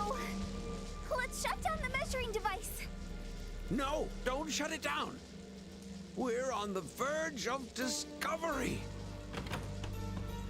Guys, this is bad. All the lights in the city are out. What? No way. Oh, we have no choice. We're concluding the experiment. Hope no, it was in a hospital. Oh, that just reminded me of the whole Sonic movie 1 thing. It's back to When Sonic normal. EMPs the whole town, and like people calculated how many babies died as a result because of the hospital. I don't think there's a hospital here, thankfully. But yeah, so the town just became like my city, not city, my town, I guess. About a month ago now, I had like a complete blackout, and that was really annoying. And the instruments. Did I mention about the fact that with the blackout, so like, okay, so like I drove past there was like a whole underground, like people were like examining the wiring underground, like as I was driving, because we decided to go out for the day just because, you know, couldn't really do anything at home. So I drove past and there was a whole bunch of people around like a big hole in the ground, basically working on like fixing it. And there was one truck from like the electric company, like nearby. We come back a few hours later, and this time, the power isn't back, and there are 2 trucks from the electrical company. So yeah, the power died at like 7:30 AM in the morning, and didn't come back until 9:30 at night. So that meant that we lost everything in our fridge, and that's extremely annoying. Oh, not good. Nothing was recorded. That means the only part that remained functional was the main unit holding the black orbment. The rest completely died. Oh, thank goodness you stopped the experiment.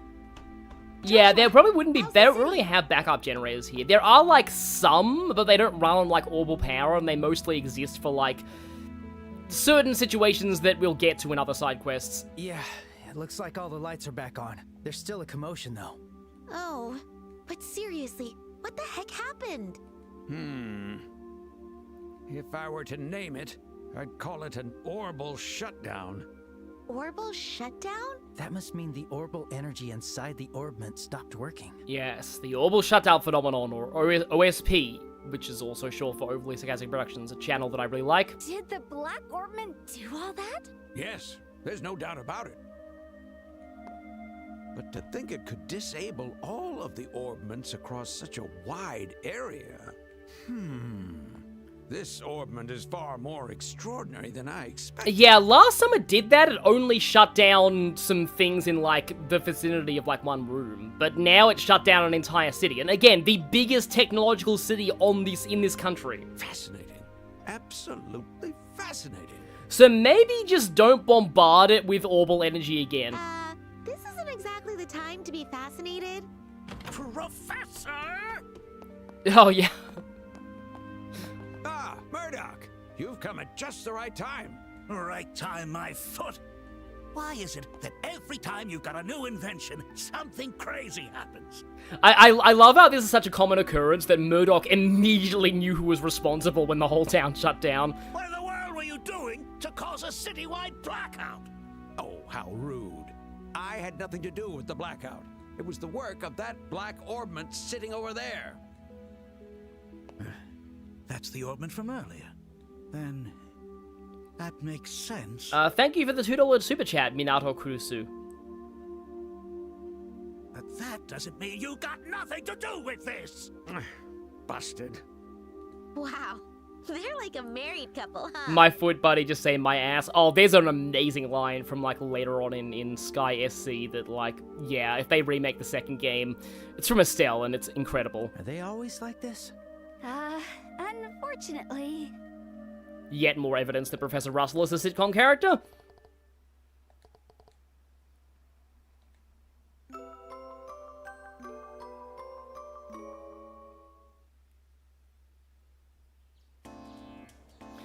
Oh, I still love the Zeiss music. It's just such a like it's always like a comfort theme to me. Like listening to this one always puts me in a good mood. And they're back to their default outfits for some reason. Probably because I turned off outfit display in cutscenes, because I didn't want to ruin outfits with chef hats. Actually, now that I think about it, Sun Asian, they are Dr. Light and Dr. Wily. Except, you know, not less tragic.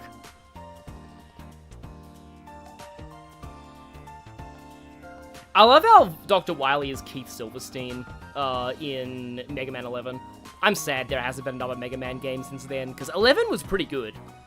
My only issue with Mega Man 11 is that, like, the Wily Fortress was a little bit lame. Like, there could have been a bit more to it. But other than that, Mega Man 11 was very good. I love that they brought back voice acting for all of the Robot Masters. Like, giving the Mega Man bosses voice acting is always amazing to see Mega Man powered up. There really need to be more Mega Man games that do have, like, playable bosses, though, because that was also fun and powered up. I would have loved to have seen what the personalities they would have given, like, Quickman and, like, the other, like, ones from later Mega Man games.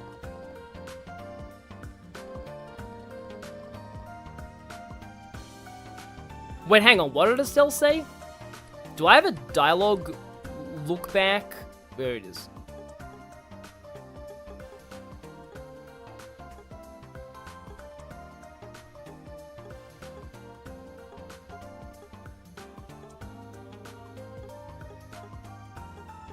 I am... yeah.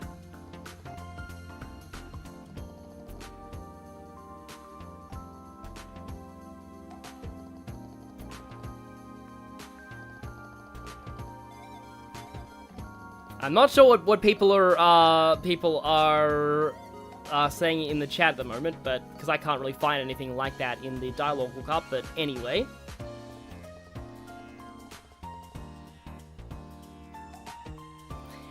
Yeah, the Battle Network timeline is cool. I like Battle Network a lot. Oh, the old married couple line. Okay, right, yeah. I mean, it's something that you can say about a lot of people, but also, yeah.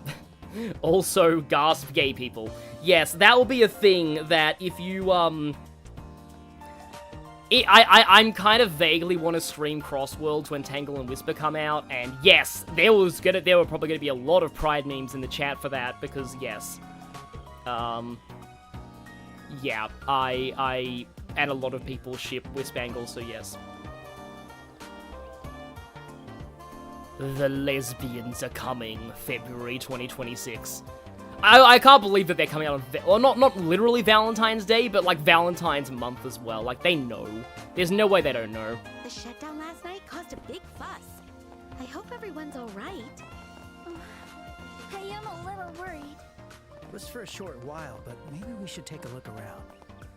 Yeah, I do like how the Mega Man 11 water level is a poison boss. Like that, yeah, that would yeah. Acid Man had some great like they had some pretty cool stage themes, but I do like Acid Man a lot in Mega Man 11, like conceptually. All right, we're supposed to talk to you. I forgot that was I was just coming here to see if there are any new side quests. I forgot that we were actually supposed to talk to you. Yeah, the entire town kind of exploded, so we, this thing is insanely dangerous. Lesbians coming February 2026, yep. Oh yes, we haven't opened up Tita's final augment slot, but I probably have enough to do that. I need to, because I didn't have her in the party when we were at the factory last time. I just realized I probably had a chance to, but, now, but still. Anyway, examine, let's see. Nope, we are still on trap planes. Nothing new has come in just yet, so don't think I'll report just yet.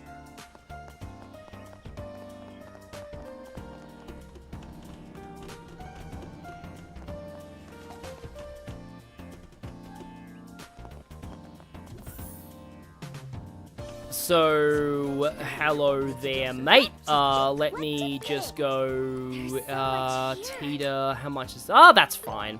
I don't like getting rid of that much time, Seepeth, because, again, Phantasm Iris and other people who are new to Trails, time is the best element in this game. You want to get any time element quartz you can, because time boosts speed, and speed is the best stat, because speed makes you take your turn more often, which is amazing. So, yeah, it's also the element that has the fast cast time quartz. But yeah, okay, now we have Tita's augment fully open. Does that mean that she gets a costume? She does! Okay, what's her costume? I'm gonna guess agate colors, but we'll see. Also, I'm gonna swap you guys out of your outfits. Right, the casual outfit is just no arm guard. Let's not do the pajamas. So let's see, Tita or color. No, that's actually pretty interesting. It's like forest Tita. Yeah, I think I'll use that for a little bit. Might blend in a bit too much with the field that we're going to be going to soon, but still. So, oh wait, we have to. Literally, we're supposed. Oh no, we're supposed to go. Yeah, we're supposed to go to the to Murdoch, right? This is chapter 3, Talfurus. It's actually the second last chapter, technically speaking, but, the 4th chapter is so long that it might as well be, like, 3 chapters. It's at least a third of the game, if not even more, so, yeah. In my original Let's Play, I divided it into, like, parts by, like, I divided it by chapter, each chapter into individual parts. And the final chapter had, like, double the number of parts every other chapter did. It was, yeah.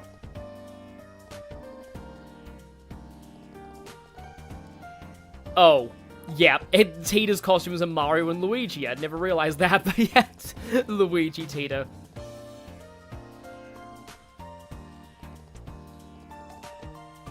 Oh yeah, here we go. And this is what reminded me of the GS Ball from the Pokemon anime. Because he's trying to use a buzzsaw on this Orbman. And not only is it totally immune to the buzzsaw, but it also breaks the buzzsaw. Well, breaks its power, but still. Oh, I think I remember what we're meant to do at this point. Yeah, it's all coming back to me. I first played the original in, like, 2017, and then I did my YouTube playthrough of it in 2019.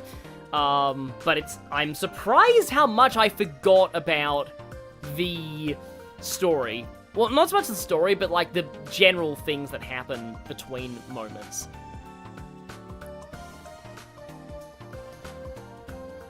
So, okay, that's actually important. Let me just go back to check this. So, yeah. The orbital shutdown spreads to other active orbments within a specific range, which is about 5 args. That's a unit of measurement in this universe. So, basically, yeah. I think Arge are kind of like meters comparatively. Determination and a bit of violence, don't you mean ultra-violence? With every letter separated by a tilde, because that's what she says in the sequel at one point. How about fire?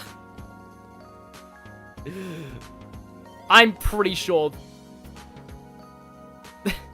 It's always the craziest suggestion that's like, oh, actually, that's not a bad idea. So, yeah, this is the point where we need to get an ancient internal combustion engine. Yeah. Existed for a long time, far less efficient than orbital engines, also kills the environment. If only we had invented better things than internal combustion engines that people were using a lot. I wish I had an electric car, but no, I don't have a car. My family has a car, but yeah, it's still a petrol car, but we've decided this will be the last petrol car that we get, but like, yeah. I really wish that I had an electric car. But yeah, and we have to find an ancient internal combustion engine in order to make a machine that will not break when trying to break this. And that's why I'm remembering, yeah, that's why I'm remembering this now, because I'm like, oh yeah, you kind of have to go on a fetch quest all over the region to find the things you need for the internal combustion engine.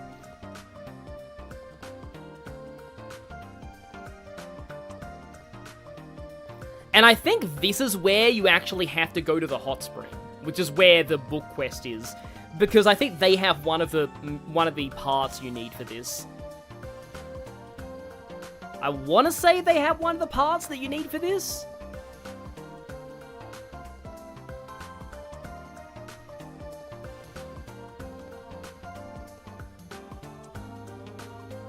Oh, yeah, we have to use the computer. Yep, I remember this now. Oh boy, now it's time for reading, because there's a whole bunch of, like, extra things that you can examine, like, that you can look up on that computer, and yeah, there's a ton of information in there that's not necessary to the story, but is actually really good for world building that I probably want to, like, read and stuff. HD Ultra upgrades your vanilla violence. That's not the right room. This is the wrong room. And then...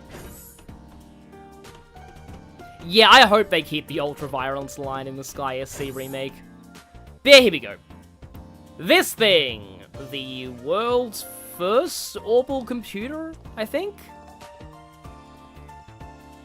And just like a lot of really early computers in the real world, it takes up an entire room, and is not very powerful. But just like computers in the real world, the tech advances pretty fast. By the time of the Crossbell games, which are only a couple of years after this, or even only 1 year after this, they have like a prototype internet.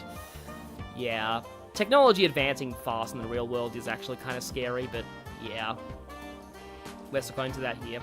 Do I prefer this or the original Sky? So far I do prefer this, but that's because I do think that, like, the original Sky has probably aged the worst of all of the Trails games.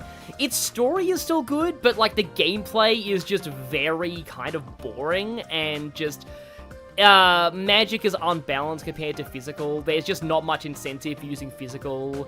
A lot of the characters are kind of bad. Like, it's a hard game to recommend people play because the gameplay is just not great. I mean, you don't really play Trails for the gameplay, but still. That's probably why I do prefer this version. Yeah, so we're going to be using, basically a rudimentary search engine.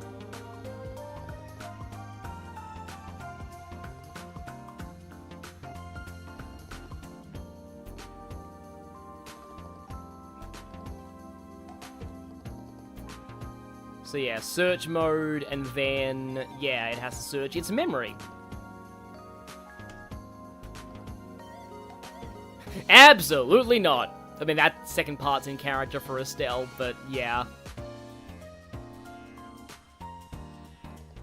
Yep, I thought Estelle was lying.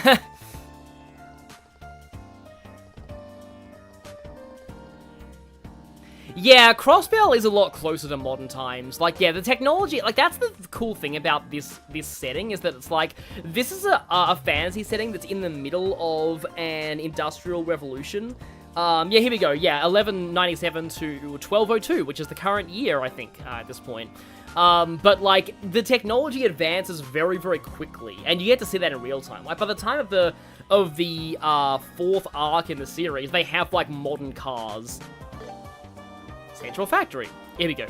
History, orbital technology, other information. Well, in this version, they tell you which one's the one you need to go to. But if we go to history, yeah, 1154, Professor C. Epstein dies in the sovereign state of Lehman.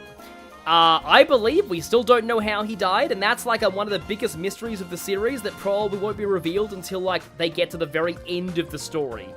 1155, Professor A. Russell returns to the Kingdom of Liberl. He proposes the adoption of orbital technology and faces public skepticism. 1157, Professor Russell forms a partnership with the Zeiss Clockmakers Guild. They establish the Zeiss Technical Factory, which later became the Central Factory. 1160, King Edgar III provides significant financial support after inspecting the Zeiss Technical Factory. Professor Russell becomes the first factory chief. King Edgar III passes away. Queen Alicia II ascends the throne. Why is the Langland Bridge relevant to all this? That's like somewhere way off, isn't it? 1168, the first orbital airship, Calatrava, is completed after 39 failed test flights. Yeah, that sounds about right. 1173, the supplying of technology to the Verne Company in the Republic and the Rhineford Company in the Empire begins. Zeiss Technical Workshop is officially renamed Zeiss Central Factory, or ZCF, or ZCF rolls off the tongue better. 1175, the Liberl Orbital Ship Company is established. Airliner Lind begins operations. That's the airliner that got hijacked earlier in this story. So yeah, like, love the world building. Everything kind of connects together. 1177, Airliner Cecilia begins operations. Wait, wasn't that? Well, maybe that was the one that got hijacked. Yeah. 1178, factory ship Leibniz is completed. 1180, the central factory is relocated, current building. An underground factory is constructed in the excavated section of Chaldea Hills. 1182, factory chief Professor Russell retires. Technical supervisor Murdoch is appointed as the new factory chief.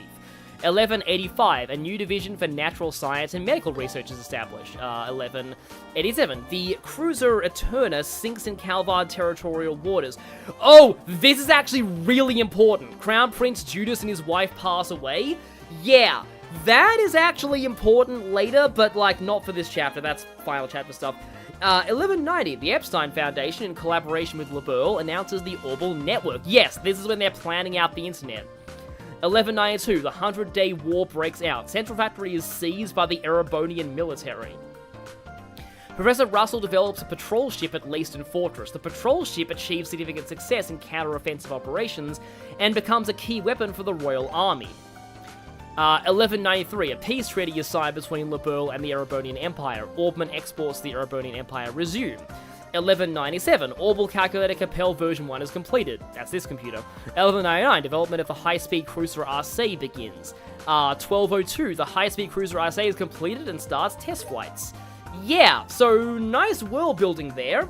And also, yes, the bridge is probably relevant because it was maybe the technology developed at the factory, yeah. Yeah, there's a lot here. I don't think I'll go through all of this, but airships are important. The pinnacle of orbital technology, they combine two major innovations to fly, large-scale flight devices and orbital engines capable of supplying massive energy. Modern versions are often equipped with high-performance orbital calculator to enable efficient energy transfer and precise vessel control. Small orbital ships under 20 ARJ in size are referred to as airships. Now, this was something that, like, the original localizer, Hatsu, had to really, like, stress this in the notes because, like, they have massive documentation for, like, keeping all the lore consistent when they're doing translations. And, like, this is one thing they had to, like, make sure to keep consistent. Tactical augments, here we go, yeah. Remember when I said earlier that, like, most RPG party members are essentially superhuman? Well, that's basically, the augments that justify this in this universe. Orbit designed to activate orbital arts, roughly the size of a pocket watch. They are intricately and elegantly constructed. Quartz designed for tactical orbits enhance the user's abilities when installed. Yeah, they make you basically superhuman. Through the resonance phenomenon, the quartz synchronizes with the user, enabling magical energy to manifest via the intricate mechanisms inside the orbments.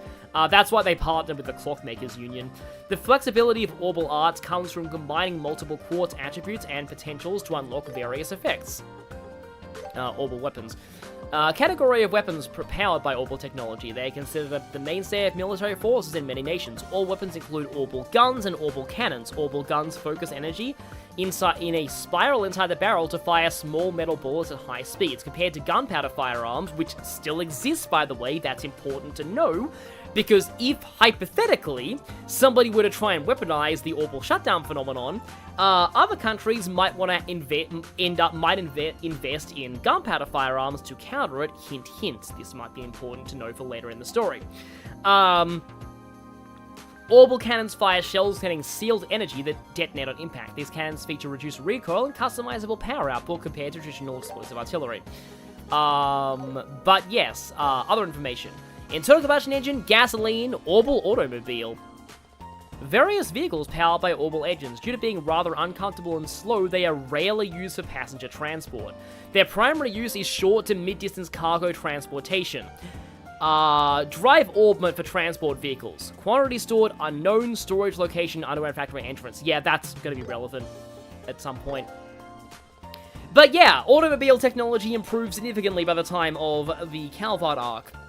A motor that generates energy by combining fuel inside the engine. Compared to orbital engines, it is less economically efficient, as other issues such as noise and exhaust emissions, so it's never mass-produced. Yep, environment is thanking them for that. Internal combustion engine unit, Unit Mission 1, Manager, Maintenance Chief Gustav. So we need to find Gustav. And gasoline. A substance created by distilling and refining a naturally occurring liquid carbohydrogen compound, petroleum, used in fuel, internal combustion engines, or as an industrial solvent. Republic produced gasoline. Stock 20 medium tanks. Storage location, Orbment Production Factory, which I think is like the bottom floor of this place. Somehow found some other person's streaming trails. Yeah, I mean, it's actually reasonably popular to stream. Lenny's currently streaming trails through Daybreak, but major spoilers, so maybe don't watch that, because that's from, like... It's not super connected to the Sky arc, because it's, like 6 years later in the timeline, but, there are some things that are related that do come up.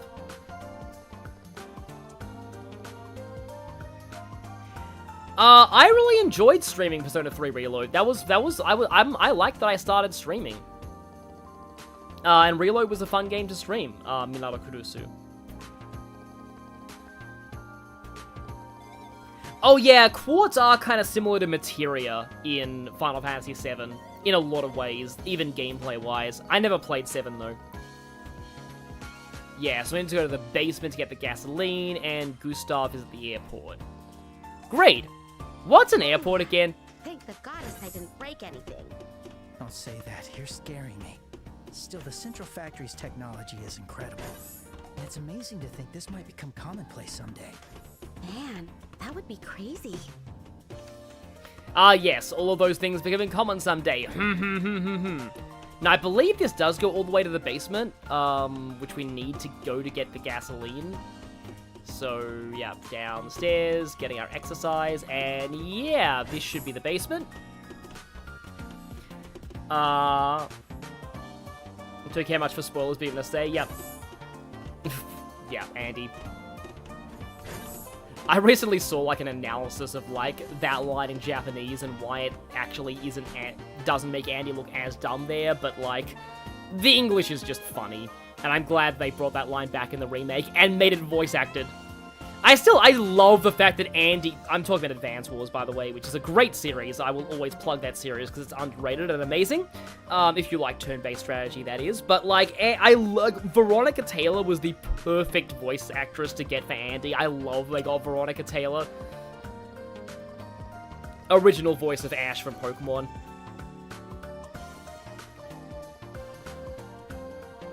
Yep, just pour us a nice old can of gasoline. Yeah, it's funny because Australians don't call it gas. They usually just say petrol. We don't call things gas stations, we call them service stations. While I was sick, I binge-watched some YouTube videos on, like, differences between, like, Australians reacting to Americans being confused about Australia. Speaking of Advance Wars, that fuel can is very similar to the fuel icon in Advance Wars. In Battalion Wars, the GameCube spin-off, the fuel cans heal your vehicles, which is funny.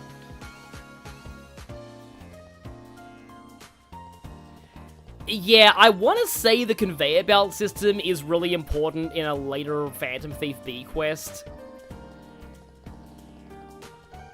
Have to look up Amazon to get it, and I'm not sure if you can get it to work. Yeah, Reboot Camp was only released in, like, the West, so I don't know if it would get released in English.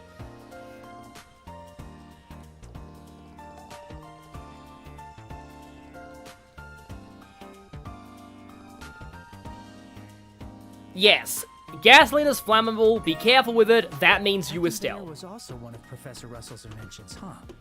He really is an amazing guy, isn't he? He's actually just a funny old man, though. Don't be rude, Estelle. Not that I disagree.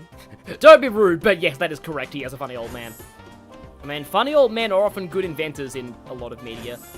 You know, thinking about it, it's probably because of, like, Einstein. I think Einstein codified that stereotype. But, okay then, so... Oh right, we have to go to the airport for the next one. The reason why I started talking about Advance Wars to begin with. Yeah, you can do more than just get gas at a gas station, so service station works, yeah. What quest? Oh yeah, there's a side quest later on in the second game, I think, where... Oh, Phantom Thief B. Yeah, that's a whole thing. I love funny old men. Yes, a lot of people do.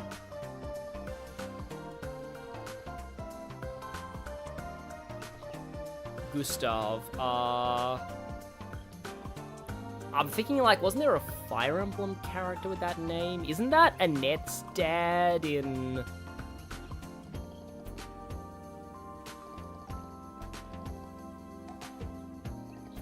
Northern Zeiss, okay. And of course, he's coming back right now. How convenient. We don't have to go all the way to the fortress, which we will actually need to go to later on, but not yet. The fortress is also the site of a really, really annoying boss fight, optional boss fight in a side quest in the second game. Which is optional, but you have to win for extra BP, and it is really annoying because the guy has, like, in-game tier magic at that point. Yeah, so this is the maintenance ship they talked about, the computer mentioned. Yeah, the Leibniz. Pretty sure this skill was forever. Oh, now I know why I know the name Gustav for an RPG. Claire Obscure. We just talked about that earlier in the stream. That's where that name jumps out to me. But yeah, it's Gilbert's actual name, yeah. You hear Phantom Thief and snap your head up like someone offered you enough money to live comfortably in America without having to say a job. Yeah, I like Persona 5's Phantom Thief aesthetic entirely because of another franchise that I love, the Sly Cooper series. Sly is great. I love Sly. That's another underrated franchise that you should play because it is amazing. Though the fourth game is a good game. It's just, don't ignore the fourth game's story. But the fourth game's gameplay is fine. But yeah. But other than the fourth game, Sly is great. So my guess is you're gonna be... What do you kids want? Yeah, I thought he'd be voice acted, because this guy's actually kind of important. Leibniz is loaded with tons of equipment and machines. Ain't a place for kids. What? You were looking for me? Yeah, of course I've heard of Gustav. He's me. Ha! So it's one of old man Russell's errands. Yeah, I probably will stream Sly 3 at some point. I'll have to figure out when to do that. In fact, now's probably the best time, because I haven't started Metaphor yet. An internal combustion engine, huh? Well, ain't that perfect timing. Wait there. We just happened to have two I happened to pull an extra copy of an internal combustion engine in Gacha, and my internal combustion engine is already at, Here, take it. Watch it, though. at plus 10, so I'm gonna give it to you. Joshua just carries this like it's nothing. I thought kids like you were weaker nowadays. You've got spirit, I'll give you that. I like you. It's funny, eh? Yes, Gustav, the guy who surprisingly has a portrait. I mean, he's actually fairly relevant. We just got this back from the army, and now the old man wants it. Why was the army using an internal combustion engine? Yeah, the thing is, we were lending that sample to the Royal Army for a while. Said it was for some kind of research. They finally gave it back to us today.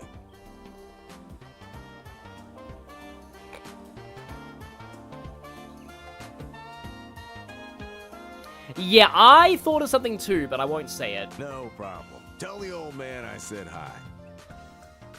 I wonder what it's like inside the factory ship. I'd love to take a peek. Getting in would be a hard sell. There's probably confidential things in there. Bummer. Plus, they wouldn't trust Estelle not to just accidentally smash something. And by something, I mean everything. C2 Phoenix did a deep dive on Sly 2 and 3, examining the games from top to bottom. Yeah, I haven't actually seen those, but, like, I have seen a couple of Sly speedruns. Oh, Gustav without an E is Alphonse's dad in Fire Emblem. I love how, I mean, spoilers for Fire Emblem, what was it? Heroes, right. I forgot Fire Emblem Heroes. Spoilers for Fire Emblem Heroes, but Gustav takes the dead dad trope in Fire Emblem to an even bigger level, in the fact that he's not just dead, he also comes back as a zombie. And I believe Zombie Gustav is also a usable unit.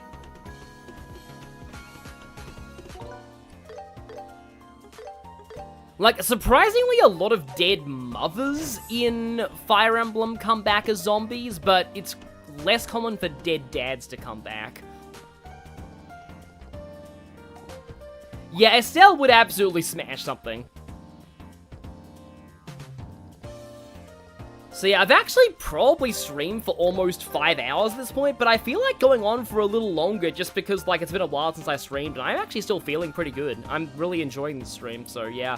That and I spent some time on the Game Awards at the start of this, so if it's okay with you guys, I might want to stream a little longer than usual. Maybe even an hour longer than usual. We'll see.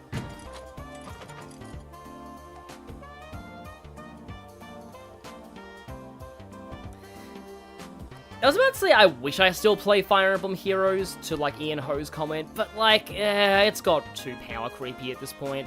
That and I didn't really like the story. Well, actually, no, the last... Book 7 was... I'll just say that.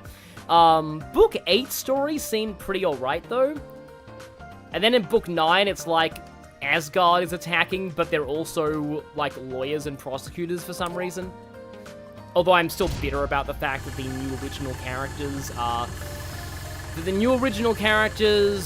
beat Fire Emblem Engage for Choose Your Legends, which sucks, but yeah.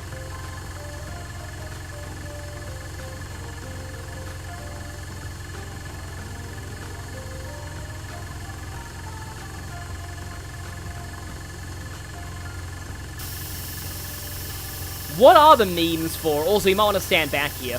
What are the memes from Book 9?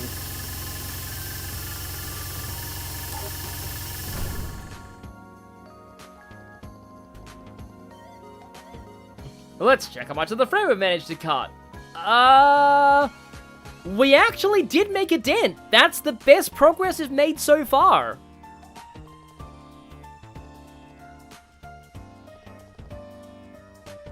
Yes, we'll likely need to replace the blade several times. So hey Murdoch, how much budget do you have for extra saw blades? Because you're gonna be going through it a lot. Oh. The big twist of the last book. Big spoiler. Oh. So, I don't care at all about Fire Emblem Heroes spoilers, but, like, I probably shouldn't get people to post it in the chat because, you know, other people might care about them. Oh, yeah, here we go. The hot spring's broken. What? Close the hot springs? You can't be serious! 6 years younger Van would come here and beat us up because he's obsessed with hot springs, apparently. That's the protagonist of the Daybreak arc.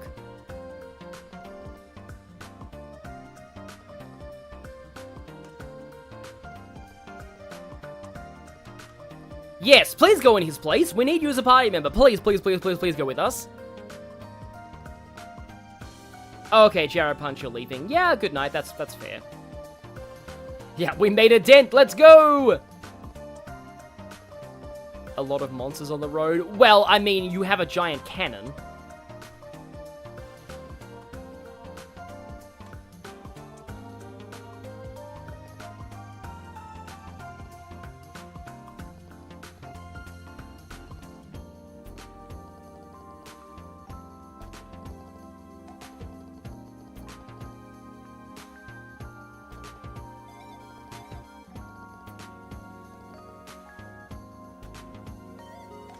And so, yep, now we actually have to go to the village. I don't think I can actually fast travel out of here. Let's do the region map. Oh, no, I can. I can go to the region map, so I can actually fast travel out of here. Nice. Oh. Oh, there's a question mark side quest here. Interesting.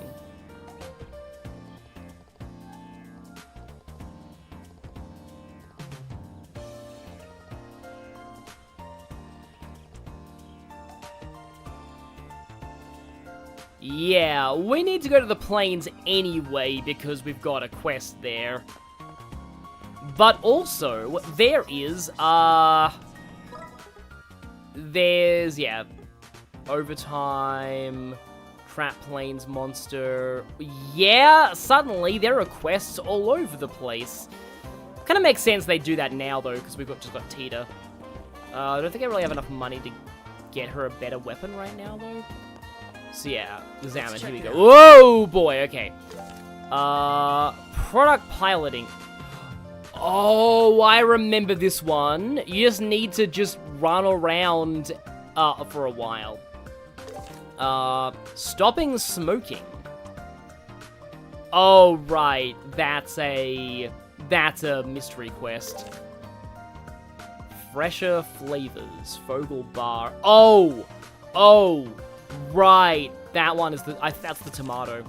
Cargo car, cargo vehicle brown for Wolf Fort did not arrive on schedule. Yeah, I remember that one as well.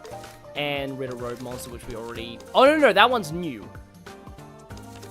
Okay, yeah. So, well, yeah, we got a whole bunch of side questy stuff right now. Yeah, that's... And there's another question mark. Oh yeah, that's cargo car. I wonder if this question mark is new. I don't really remember this from the original. Yeah, the sneaker quest is a thing. So, apparently there's like a quest in here? Said there was anyway.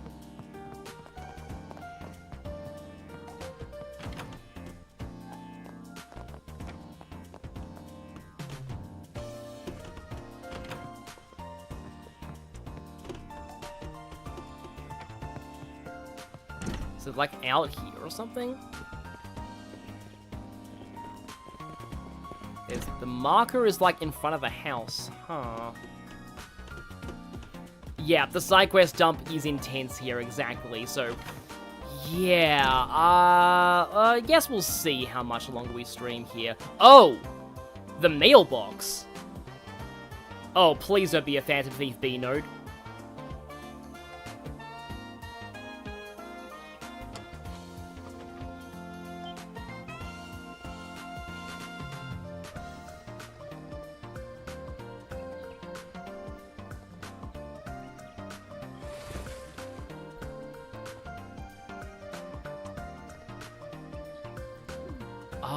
I'm pretty sure this is new in the remake. Because there wasn't like a lot of info on Tita's parents in the original until you got to later games. I think this quest is probably new to the remake. Oh, they teach orbital technology at places where it isn't widespread. I mean, that's pretty cool of them.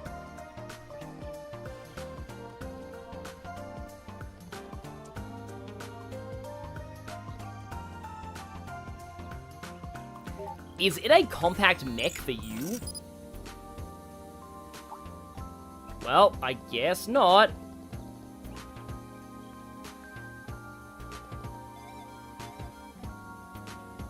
Huh. Why does this sound an awful lot like she just wants to develop like a Find My Child app for Tita because she, yeah, doesn't trust her on her own?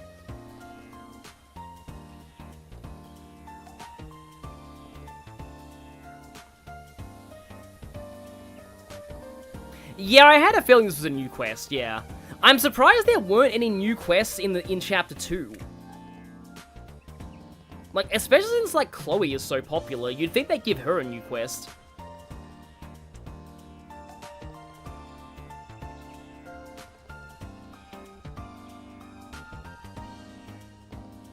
I mean, you are literally a kid. You should not be worried about your things being childish.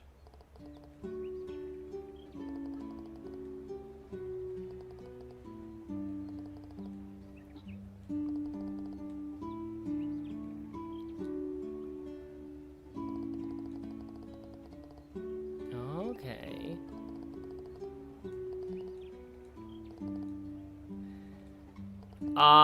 This could be a potential BP thing, so I am gonna save before I check out the invention. Yeah, it's in... Nope, it's upstairs, okay. That makes sense.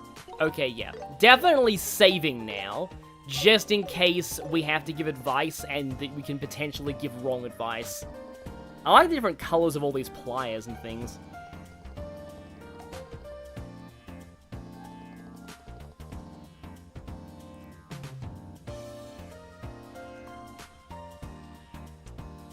Yeah, the music is comfortable too. V-Rabbit version 0.33, okay. I'm so glad that Annalise is not here. If Annalise was here, she would kidnap the V-Rabbit version 0.33. She would hold it hostage against its will and say that it was for its own good. Okay. Huh. I always used to kind of hate plushes that talked, though, because they were often annoying or, like, really bad quality sounds, or especially the ones that played music, because often the music was this really awful, like, tinny sound that was just ear-piercing. Yeah, Annalise would absolutely explode.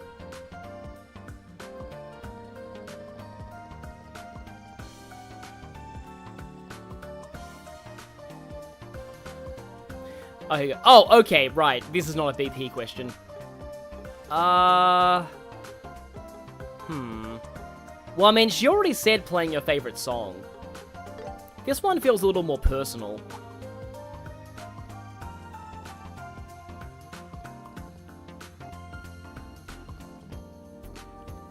And yeah, that does sound like a good gift for them.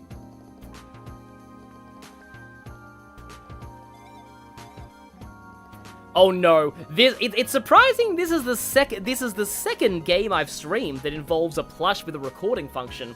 But that's major spoilers for Ace Dirty Investigations 2. Please watch those stream VODs. I worked on the fan translation of that game, and I love that game a lot. Just thought about Furbies. Yeah, I found... My sister had a Furby, and I found it so annoying that I actually hid it under the couch. Me like. Furbies. Furbies were strangely horrifying. You would get a Persona plush, but your favorite character is in spin-off hell. Let me guess, Sophia? Because I would be down for a Sophia plush. Sound, huh? I wonder what makes a sound in a city. I think it should be a sound that Tita's parents are familiar with. Oh, there's a place next to the church. Well, let's go. My first thought was, Clock Tower. And when she said next to the church, I'm almost positive it's the Clock Tower. We always have, we always have good games streaming this channel, and also I stream Sonic 06, but that was fun. Sonic 06 is a good game when you are, breaking it horribly, in hilarious ways.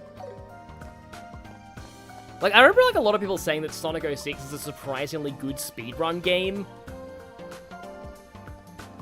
I mashed through that line too fast. Yeah, this clock is a lot more personalized than the other towns because, like, it's, you know, in the technology town. Oh, Zenkichi! Yeah, Zenkichi's amazing. A great choice there. Amazing choice. I love Zenkichi. He's one of my favorite characters in the series. As far as, like, spin-off characters go, Zenkichi is absolutely one of the best. Oh, yeah, of course. The clock would be running late because it shut down for a few minutes. I think somebody has to, like, rewind the clock or something then. It is now 6 o'clock. Dad, Mom, wake up! It's morning! Mom, if you go back to sleep, then no breakfast for you. So please wake up! And I hope you have another great day from Cheetah. When you break it horribly or when it breaks you? Both, Lenny. Both. I still can't believe that I did the ball rolling puzzle on, I think, my first or second try. Like, I cannot believe that. Silver's ball rolling puzzle. The GOTY voting was at the start of this stream. You'll probably be able to watch it on the VOD. It's the first thing you'll see on the VOD. Yeah, Tita's mom is very intense. Intense is a mild way of putting it.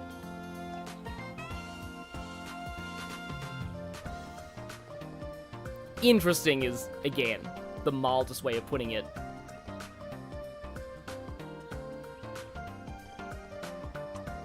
Yeah, Zenkichi is amazing. Like, I never really expected Zenkichi to be such a goofball when I first saw the trailers, but, like, he's great.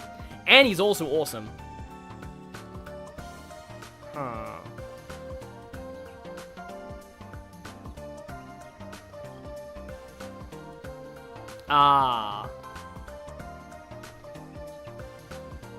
Maybe we need better stuffing?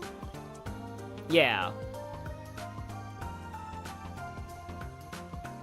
This is actually a really good quest. I like how it works in Tita's parents, who don't really get introduced until later in the series. It's also kind of funny to be like, oh, I'm gonna take apart this bunny. And immediately Annalise felt a disturbance in the Force. But, okay, yes, we have to go to... I like how there's 3 side quests in the factory right now. But, I mean, the factory is like half this city, so it makes sense that there's a lot to do in the factory. I do like Zeiss a lot. It's probably my favorite location in this game. I know I kind of go back and forth on that, but... present for parents is, Oh, I can pick up product piloting while I'm here. In fact, the earlier you get that quest, the better, because, like, from what I remember, you're supposed to... Also, I'm just taking the stairs rather than the lift because I am the opposite of lazy. Here we go, yeah.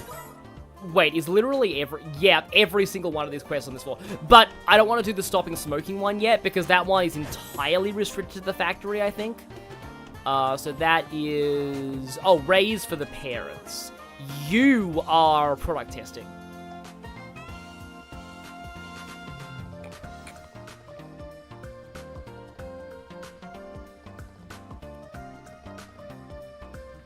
So, Estelle is a gigantic fan of this particular brand of sneakers, so this quest is like the equivalent of like somebody at like Intelligent Systems or like Sega coming up to me and saying, hey, would you mind being a beta tester for this game?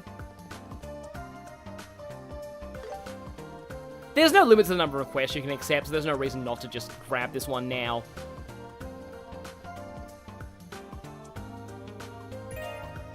Strega Alpha. Are they going to upgrade into Strega QT and then Strega Cutie Pie? Another game that I streamed on this channel.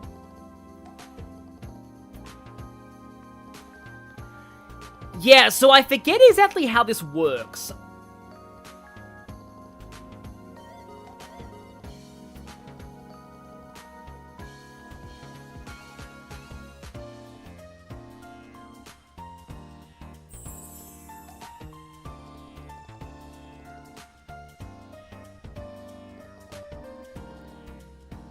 Oh yeah, no, I do apologize. Estelle is an insane sneaker freak. She loves sneakers.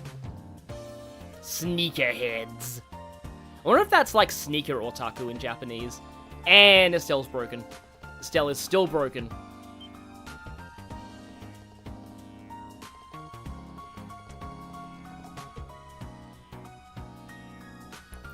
No, if Estelle puts on Strager Cutie Pie, the world will just explode. Because the ground you walk on is not ready for that kind of power.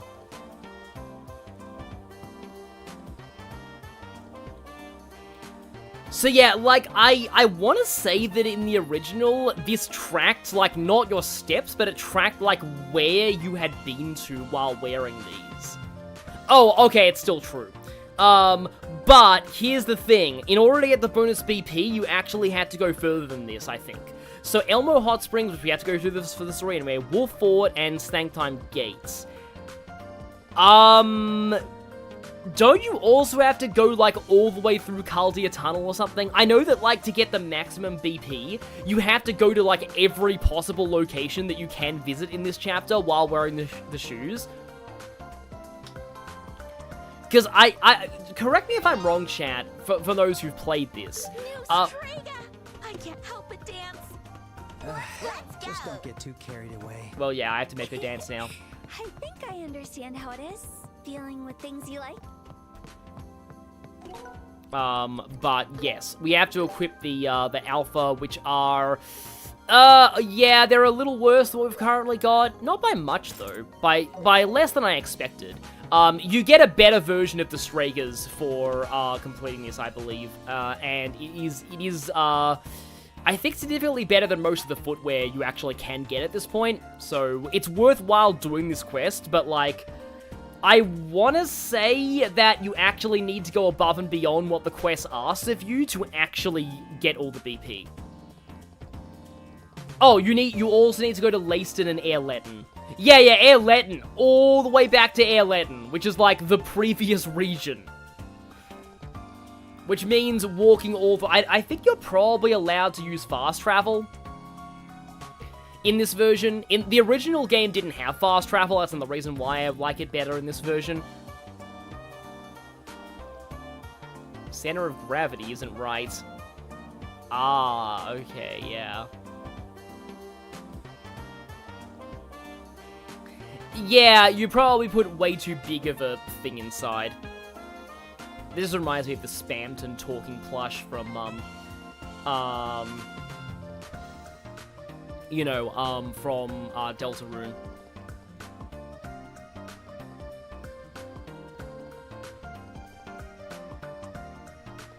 Yeah, I thought we'd have to find a filling material. Wool from the creepy sheep on Trat Plains Road. Well, we were going there anyway, so now we have more of a reason to go there. Oh yeah, the sheep are pink too, yeah. Yeah, I had a feeling that you'd have to find, like, more materials. I mean, then again, I do collect plushies. Yes, I... A pink-colored creepy sheep? I hope we can find one. Aww, she sounds so dreamy. Let's try to find the sheep as soon as possible. You say that now, Tita. You're probably not gonna like the sheep once you do find them. The sheep know Kung Fu. And various other forms of martial arts, including the ultimate martial arts of the Sheepinator. There's a... yeah, okay. So I'm not gonna do the stopping smoking one yet, because that one is basically locking you into the central factory for a while. Okay, what are the dead... I'm probably gonna finish all of them before I continue the story anyway. Alright, fresher flavors. This, I believe, does just... I think this just wants you to have the to go and get the tomato. Hey, how you doing? Hey, how are you doing? Oh, right, we have to show ingredients, okay.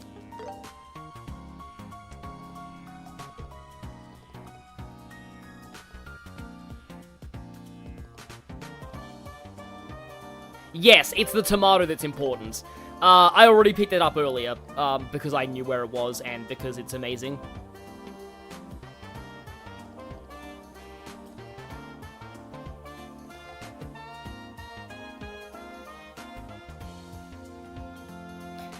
Oh, I wouldn't say inedible.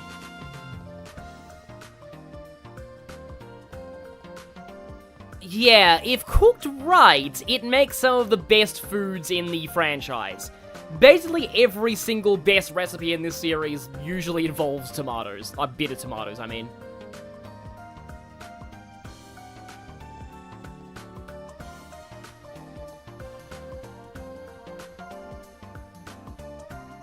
Are you gonna... No, you're not gonna make us get the meat ourselves.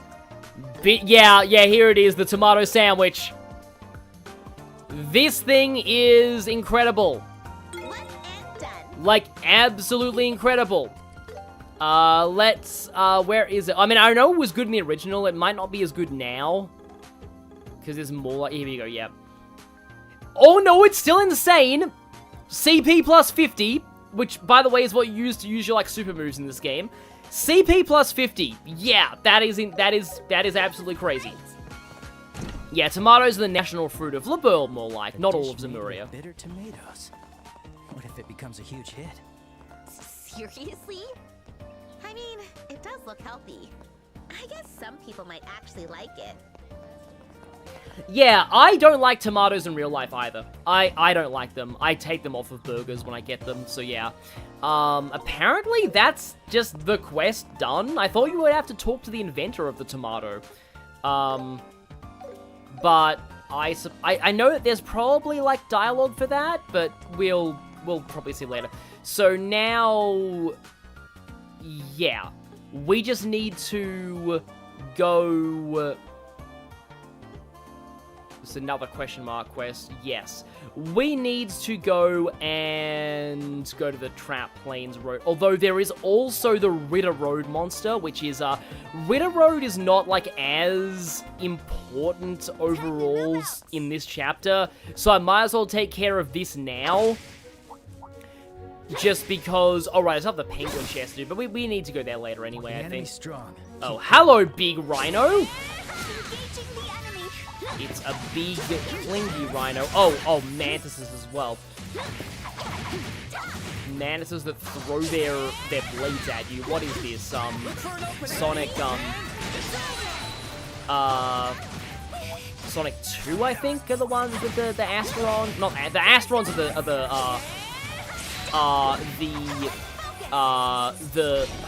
Astrons are the starfish. The Slicers are the annoying Mantis enemies from Sonic 2, Metropolis Zone. Chronocider, here we go. Isn't this is a hunt monster later in the game. Weak to water, and you guys are only weak to fire. Okay. However, probably more vital that I take out the bee, but I could use the... I kind of want to debuff all of your attack, though. But apparently I can only get the side on the rhino. I'll do this anyway. There we go. It's late and you have class tomorrow, so you gotta go. That makes sense. That's fine. Yeah. I think most of the rest of this stream is going to be side quests, but I would like to just like do some of this side stuff because I'm having fun with this stream so far. I look forward to all of Tita's turns though, because I get to do this. Which is more likely Death Cannon, because I gave her the instant death and the petrify. Keep at it. Yes, it is a big and clingy rhino, yes. By the way, clingy in my username, it's my childhood slang for, like, tanky, because it was the sounds that Armor Knights make in Fire Emblem when they walk. At least once in Path of Radiance, so it was an in-joke with me and my sister, so that's where my username comes from, if you don't know. Of course, it missed the rhino of all things. I kind of want to get rid of the mantises. Also, I love the battle theme in this game. It's just so jazzy. Also, I got countered by the rhino. That rhino is weirdly evasive. for a gigantic rhino. Maybe this will get rid of the Mantises? We'll see.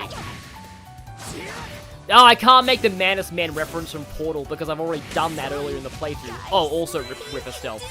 Oh, okay. Well, Tita saved her. This is nothing. You know what? Buff time. I'm counting on you. Zero Art's turn. Tita kind of sucks at casting. I don't think I want that. Actually though, where's, oh no, Josh was on the other, where, oh no, Josh was all the way over there. But yeah. This will heal you. This will heal you. I wonder if that pause made more sense in Japanese, because it sounds a little bit awkward in English.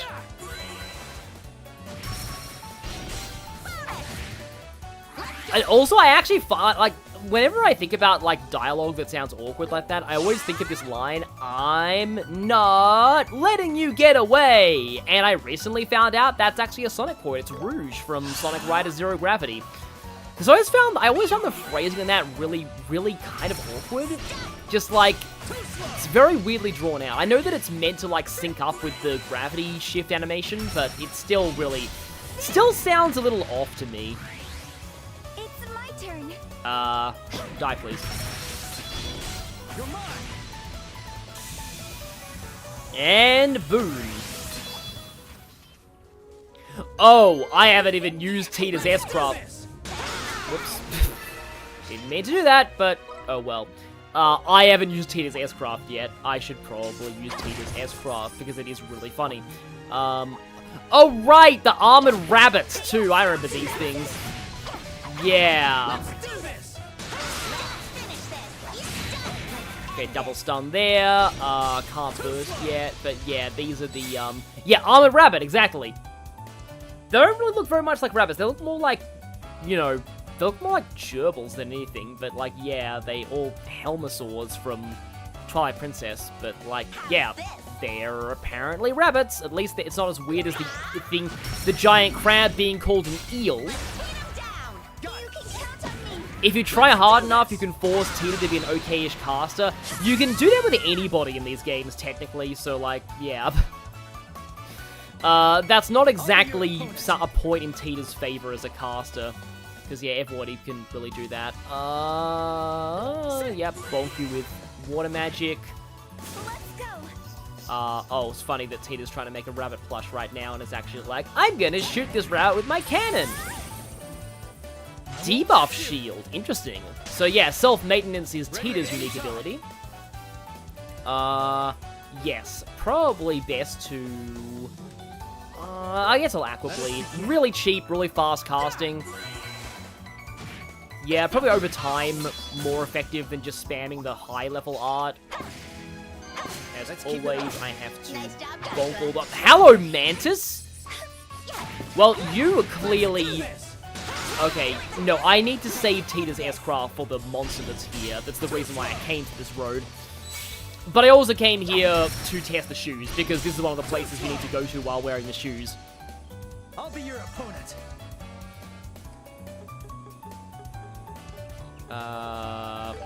Spiral Flare, because lol.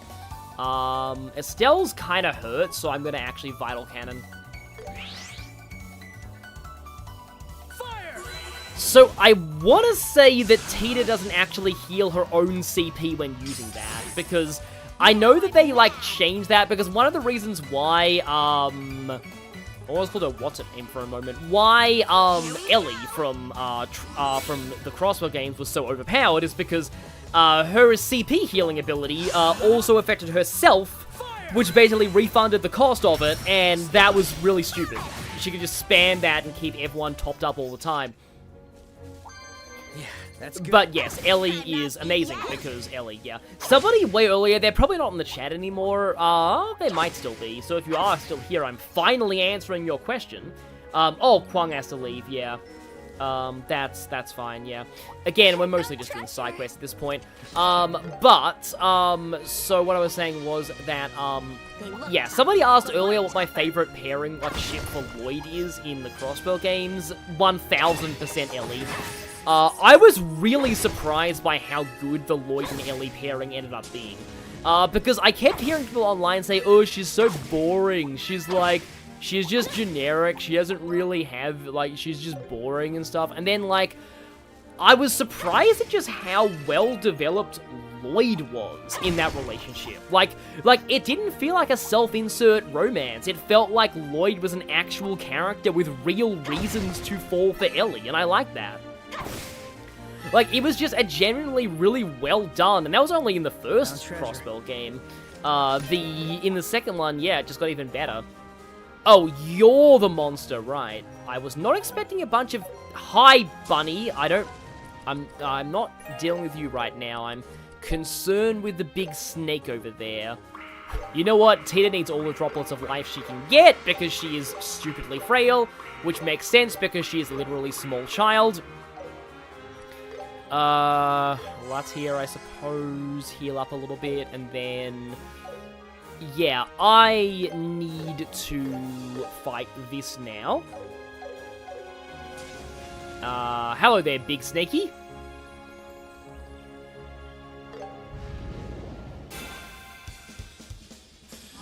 Are those things at the front its eyes? I always used to think these big purple bits at the side were its eyes, and that thing with its, like, nose, but snakes don't really have noses, so maybe that's a... Maybe those were its eyes, and those are just, like, intimidating eye patterns. So yeah, Mercury Viper. That sounds like the name of, like a biker gang leader or something, or a biker gang. We are the Mercury Vipers! Okay. You are weak to earth and fire, and you're also weak to earth and fire. However, Tita has a turn now. And, because of that, I am going to... Do I have any, like, attack buff food? I probably do, yeah. Strength and speed up. Do I have a strength up? All stats up. Speed and move up. Strength up. Speed up. Is there a strength up food? Oh, speed and move. Defense and arts. Defense up. ATS up. And okay, right. I just have a regular strength up. But, okay. Strength and speed up. I will use this. And then... Oh, she doesn't have full CP. It's fine. Let's go. Oh, it's a line. Oh, but I can move it before using it. That's good. Because otherwise that would have been awkward. So, here we go. This is my secret weapon.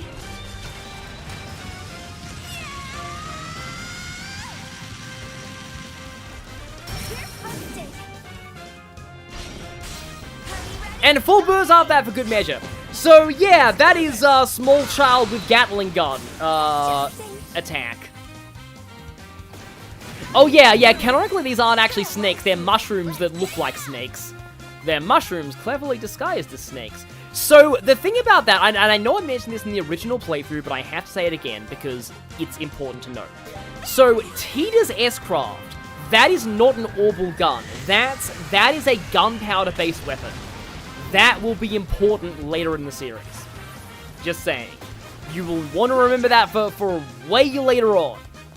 And it's a lot later on. It's not going to be relevant in this game. It's only going to be relevant in the second game. But it will pay to remember that.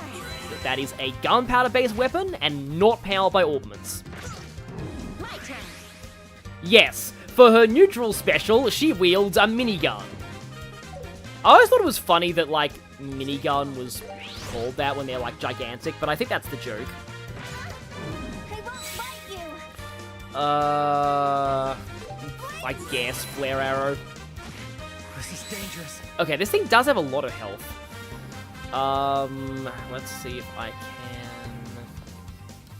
You know what? I should probably start setting up some... I think I actually do need to start focusing on, like, getting, that wind buff again. The ATS buff. Because I haven't had that since Chapter 1. Yeah, see, Sylphan Guard's only a debuff immunity on 1. I do have that. But, like, yeah, I'd rather have the ATS up.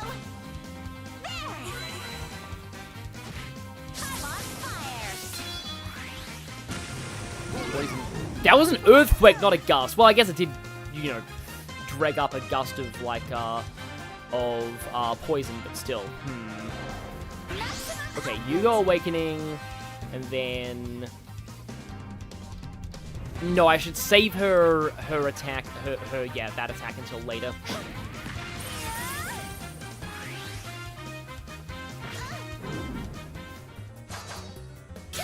Oh, Josh was confused! Right! Well, I should have noticed that. That was bad? Sorry, Well, okay. Well, he's not confused anymore, at least. But yeah, that's the point where evade tank strats can actually screw you over because of the fact that you do counter people who miss you even if they're on your side. I have a lot of Zerum powder, so I'm just gonna go for your Zerum powder. close one. Adjusting.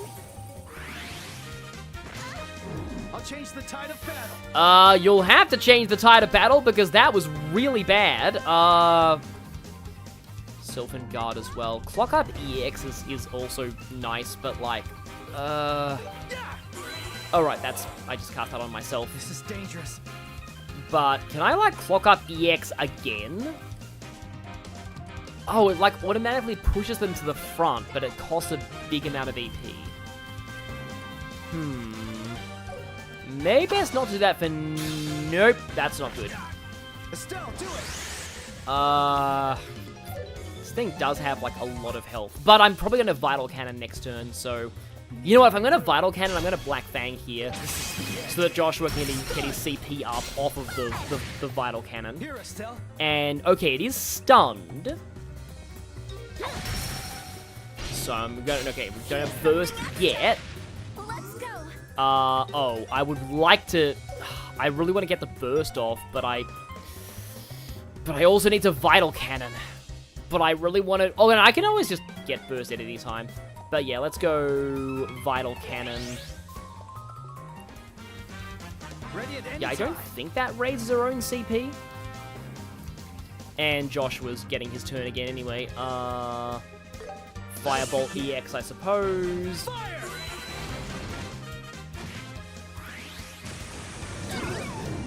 I won't bite you. And now I know that that noise means somebody got confused, so I need to heal that. Yeah, Courier Bomb is everything. May as well use that. Don't like the fact that I'm losing a crit turn on this, though. Oh, back up. Ready at any time. That's a lot of those things, and I wish I had Black Fang now. Like, this is a really really good case moment for Black Fang. However, I have a tomato sandwich.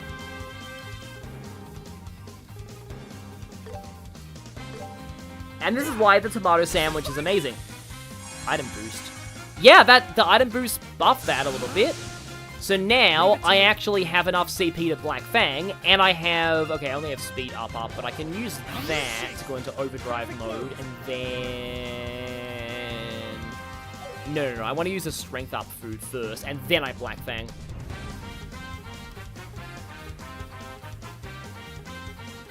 Yeah, strength up on myself, and then I Black Fang.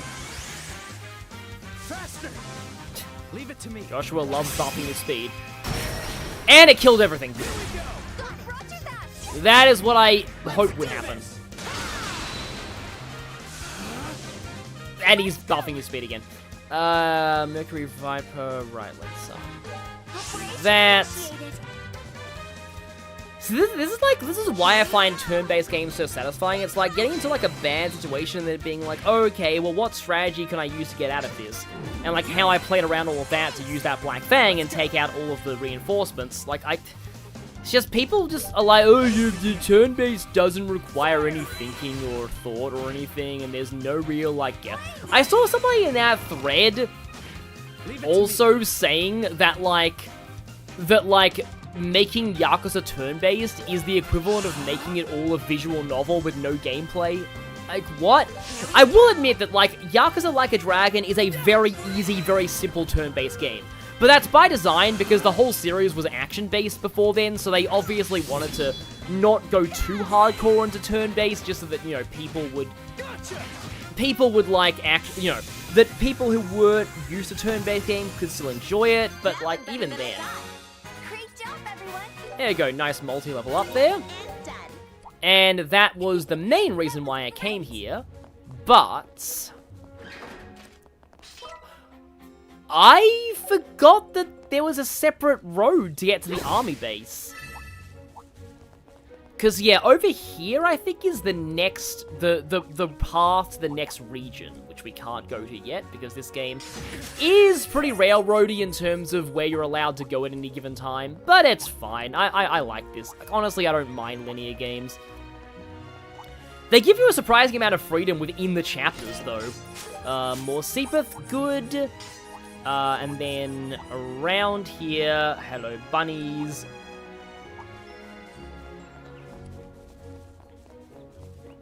And yeah, this is the, which gate is this?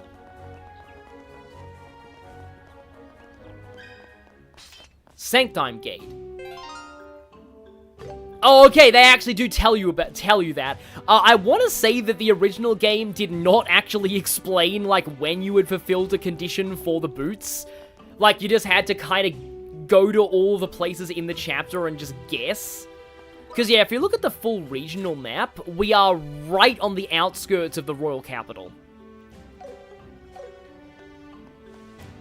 But, on the other hand, though, let's just use... I was playing as Estelle because I wanted to, you know, have her running with the sneakers. However, when playing as Tita, I can explode bushes with a cannon. Which reminds me of the best, one of the best, one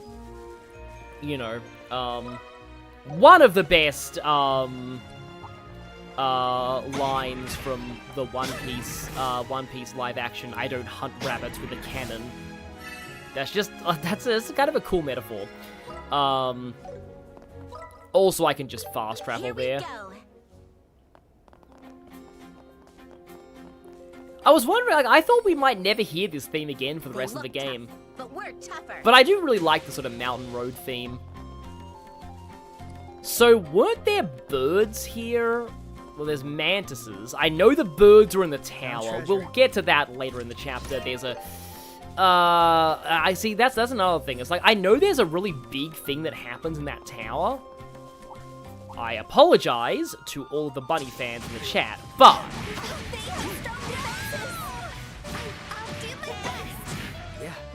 Oh, I think you actually have to be playing as Estelle or Joshua to use that, which is kind of unfortunate. That was not the way that I wanted to go, but I can get all of you in one flicker, which is hilarious. Here's something extra. Let's go. And now... Smoke cannon. The smoke cannon, and then now... Take 'em all. Can I get... A random mantis just decided to be like, hey guys, can I be in this battle? Let's do this. Well, now it is going to die. Well, mostly. We've beaten 1,000 enemies now, and that rabbit lived! You are the greatest rabbit of all time. Well, no, you are not the greatest rabbit of all time. That would be Yarn and Pan from Fire Emblem Awakening. They are the greatest rabbits of all time. And Cream from Sonic, because she is also the greatest rabbit of all time. Because, like, why is it that, like, there's an often correlation in media with bunnies and being ridiculously strong. Because Cream is ridiculously strong, and the bunnies in Fire Emblem are ridiculously strong. And of course, we have the rabbit from Monty Python.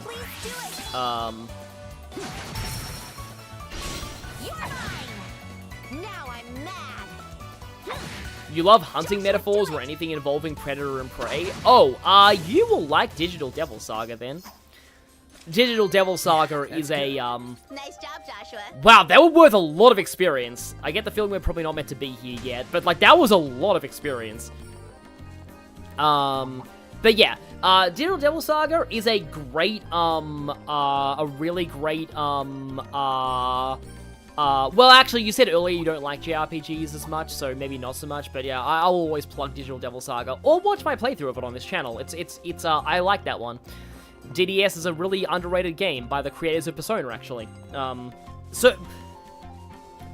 Treasure. It is a little antiquated in terms of gameplay. It's not Persona 5, but I will say it's probably the best non-Persona Atlas game to play if you are a Persona fan. That and Metaphor Refantasio, which draws a lot from it, actually. Oh, I would like to fight you guys, because you look like a good source of experience.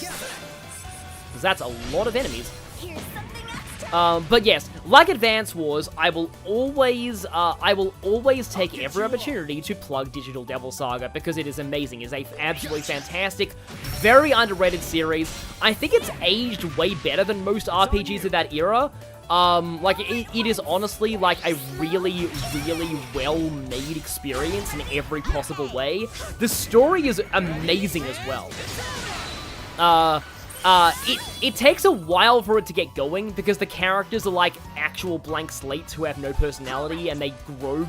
Basically, they slowly gain personality as the story unfolds, but once they do, they are very good characters. Like, it's great, and the ultimate direction the plot goes in is just so unique as well. It is really cool. Like, it's a, you do really need to play both games, because the second game is less of a sequel and more of just part 2 of the same game. But they are, like, they're available pretty easily. They're not that long either. For JRPGs, they're actually quite short. Like, you can get through DDS1 in about 20 hours, which is pretty short for an RPG. It does have a ridiculously long speedrun, but that's because the speedrun fights the super boss, and, oh yeah, it has... The super boss in Digital Devil Saga 1 is literally the hardest battle in any RPG ever made. I am not exaggerating, it is the hardest battle in any RPG ever made. It's fun, though, but I would recommend, like, downloading a hacked 100%ed save file before attempting that fight, because, Got a little stronger. wow, the things here are worth a lot of experience. Supportability Cruel Blow, supportability Safeguard. So yeah, there we go. We got the Lacen Fortress Strager. And this place is, again, it's where that annoying side quest is in the second game. Seepeth. Also, why is weird, suspicious, creepy music playing at this wholesome army fortress? I wonder. That certainly can't be implying anything at all suspicious that's going on. I mean, after all, we just found out the army was using an internal combustion engine at a point where, we have a device that shuts down everything that isn't an internal combustion engine. So, I wonder about that. But for now, let's put that out of our minds, and let's head up here. Whoa, the plains just stretch on forever. I'd love to go for a run. Yes. You're not a dog, Estelle. You're always so carefree. I mean, Estelle is probably one of the more dog-like protagonists in this series. Watch for ranged attacks. Oh, right, we got the Crop Munchers back again. Hello, Crop Muncher.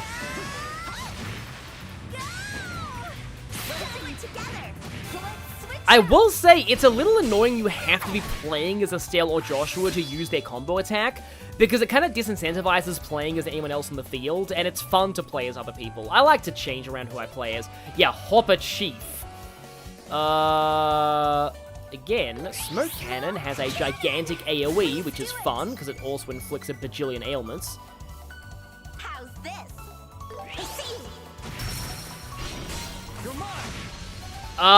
No, the super boss of Digital Devil Saga doesn't break the rules of the game. It does break you, though. It breaks you and every fiber of your being. Hungry! I love how it just has an attack just called Hungry. Let us begin. Fire!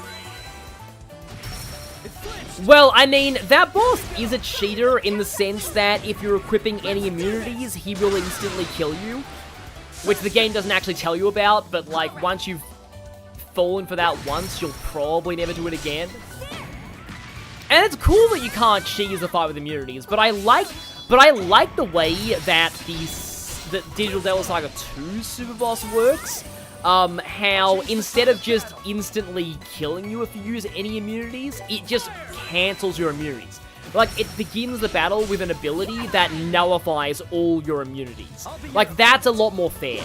Because, again, it's showing that, like, hey, you can't use immunities in this fight, but it doesn't just unfairly punish you for something you never could have known in advance. It's just like, okay, you had immunities, well, you don't have immunities anymore. Rather than, oh, you had immunities? You're dead. And by dead, I mean that attack inflicts 9,900... No, it's even worse. That attack inflicts 5-digit damage in a game where the HP cap is 999. That's how overkill that instant kill attack is. Oh, it's a whole pack of big rhinos. Okay. I guess I'll use some droplets then. Droplet of defense. Tita needs all the defense she can get, because, yeah. I like how the combat has become 50% more explodey since Tita joined. Exactly. Okay, so, small child versus 3 giant rhinoceroses. But we're tougher. Let's see how this goes. So giant, they have AoE on their basic attacks. That sounds about right. Okay then. Rhino King. The fusion of Nero King and Rhydon, I guess. They're probably not vulnerable to any of these ailments, but I have to try just in case. Oh, well, we got blind on one of them. I know that, like, Noelle in, like, the Crossbow games has a completely insane, I'm gonna walk away and not bunch up. Has a completely insane, like, ailment AoE gun attack that is, like, actually pretty good, even though she herself is, like, kind of mediocre. Okay, they're weak to earth and water. And they are more weak to water than they are weak to earth. But I have better AoEs on my earth attacks. So, decisions. Let's go with this then. Talfros, you have full body nerve damage from... Wow, that's... Okay, that's... Sounds bad, but I hope you get the, you know, all the treatment for that you need. I am going to double morale. And then I think Joshua's going to use one of my many super arts buff foods that I bought earlier in the game. I don't know why I wasn't using these before. Flowery jelly, there we go. I meant use it on yourself. I think most of the Velvet Attendants only nuke you, except for... Oh, I got petrification on one of them, nice. Most of the Velvet Attendants, except for Elizabeth, she nukes you for using any immunities, but, like, most of them only nuke you for using the Omnipotent Orb. And to be fair, if you're trying to use the Omnipotent Orb to cheese that fight, you totally deserve it. Like, you absolutely have it coming if you try to use the Omnipotent Orb.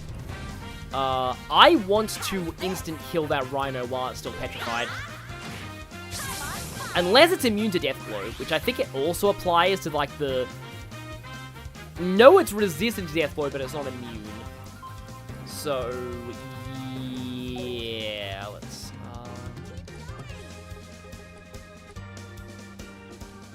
How about we try... Oh, I should probably focus on the one that's not petrified. Because, like, the petrified one can't actually do anything to me. Thank you, Estelle Dodge Tank build.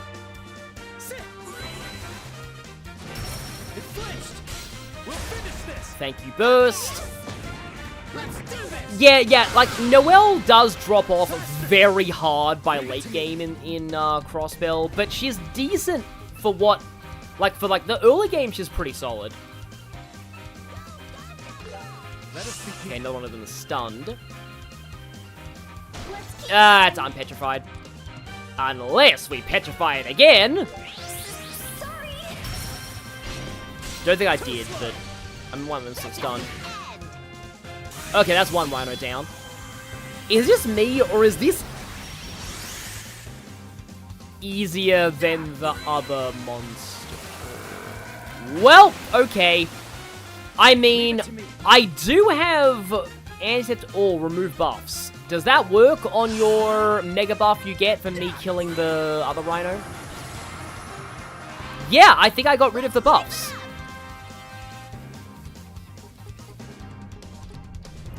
So, like, I will reiterate. Ooh, your JRPGs don't have... Turn-based RPGs have zero strategy whatsoever. Thanks. I won't fight you. You don't need to think about what moves to use at all. Also, I'm not going to skip this.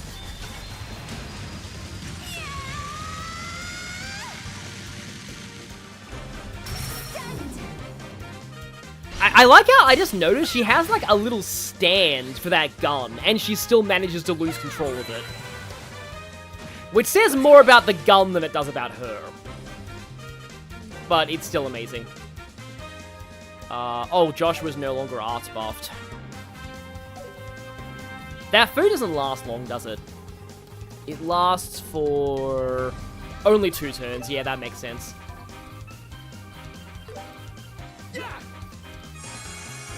But sometimes that's all you need.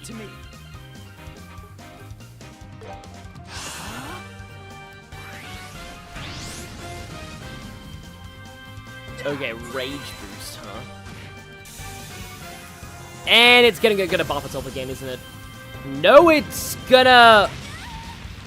Payback time. Let's keep it up. That did way less to Tita than I expected, and that's a good thing. But that's also a lot of buffs on you right now. And I would not be surprised... Also, I'm going to put my defense buffs back on. I would not be surprised if you were a... I don't even have enough EP for Anticept all. Well, that's unfortunate. Perfect move. Burst, I guess? Yeah, it is kind of funny they gave... Like it does say something that in the original, she didn't even have a tripod for that. She fully wielded that gun just with her bare hands. And you have a crit turn coming up. But, yeah, Comet is a steal bonus. And this might actually kill? There we go, yeah. Okay, that was easier than the other monster hunt. That went better than I thought. Yes, it did go better than you thought. Resurgence EX. Mission complete. You know, I should probably check those in the menu while I'm here, though. More rewards. Status, here we go. Let's see.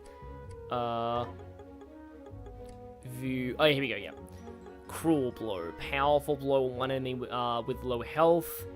Joshua has Safeguard. Protect an ally. Survive with 1 HP. And you have Resurgence EX. CP plus 75 when somebody's about to die. That's actually really good. Like, legitimately, that is insane. But anyway... Okay, that's a regular creepy sheep. Which we'll probably be fighting at some point later anyway. I should probably just fight you because I need you in my monster book.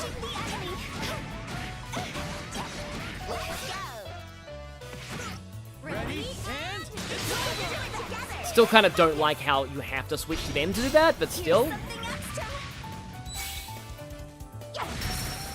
It's funny just how much they buffed up the damage values in this version that, like, even creepy sheep have over 20,000 HP at this point.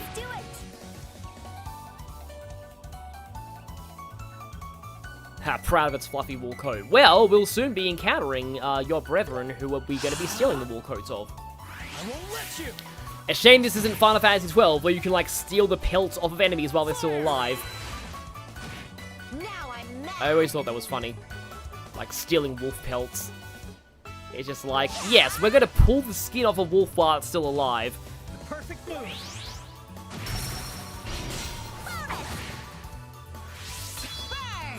Anyway, yeah, sorry to all the people who, for this stream, like, going late. Also, wow, that was a lot of damage from Estelle there. How But I just kind of felt like it, and I've been away. I've been away for a while, but now it's time to kick some butt in Wild Canyon. I got it. It's the Ruby Tower. It's the Crimson Tower. Why do you always remember things wrong? What? This isn't an exam. Why can't I make any mistakes? They really are so close. Well, in the original, Do they look stranded? Let's go look closer. in the original, oh yeah, that's the cargo car one. In the original, it was called neither of those. It was the, Carnelia Tower. Why are they called creepy sheep? There's a reason for that, and it involves hot springs. Yeah. Let's just say. I don't think it happens in this game, though.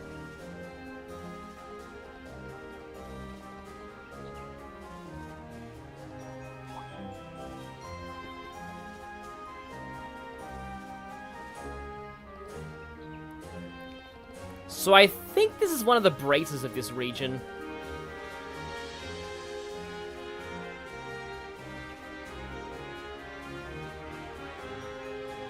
Yeah, but he just introduced himself as one. Well, more like her gun is escorting us.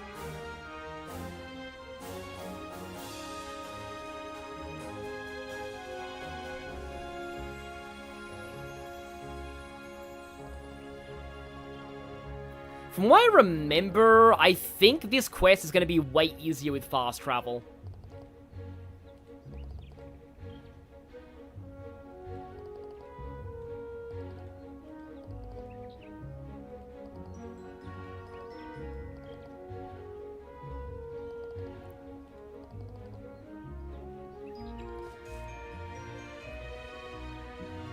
Oh no, drive augments have planned obsolescence.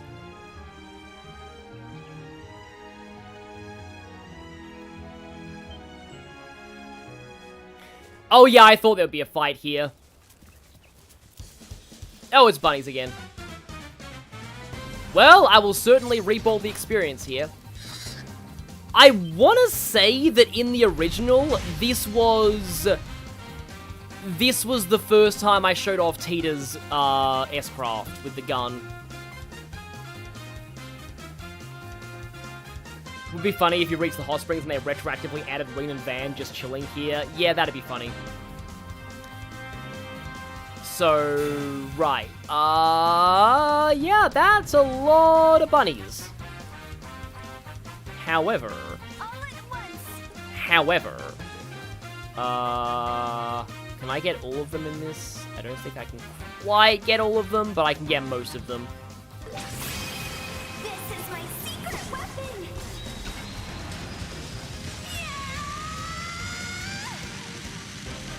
Oh, that was a Sepith turn too. That's fun. Oh, it was where I first used her S-Craft? That would make sense, yeah. Because this is a lot of enemies. It makes sense to use a big area attack here. I won't let you. However, we may be about to be... You know what? Just Black Fang. I'll change the tide of this. How many of them died to that? Most of them. And the last one only had, like... Once again! There's always one hero bunny that survives with, like, barely any health.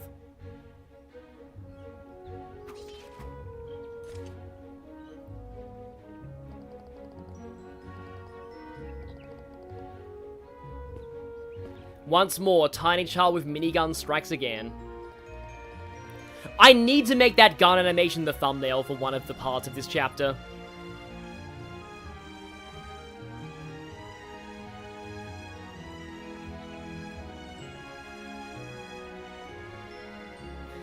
Yeah, we need to go back to Prometheus at the factory. I think, yeah.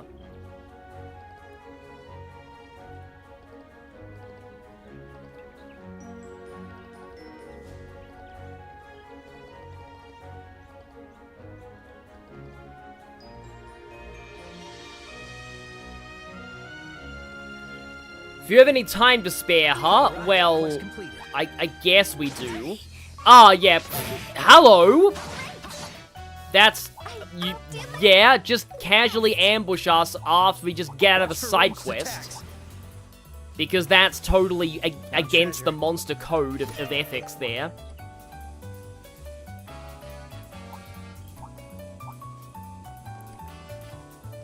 I wouldn't be surprised if that was a... No, that's not a monster chest. Okay, we've got a force seal there. Ah, right, question mark. Yeah, I believe that's probably the tower. But we can take... Oh, no, the tower's there. So... There are 3 forks in the road, and I forget where they all lead. Guess we'll find out. Okay, some agent has to leave. I don't have, like, a lot of time left. I'm gonna probably be wrapping this up soon. Okay, this is... another big part. Yeah, these areas are really massive. They were in the original too, but, like, in 3D, they do look especially huge. A lot of little crop munchers there. What is suspicious chest? Better be careful. Yeah, I don't exactly have time for, like, a monster chest right now, I feel.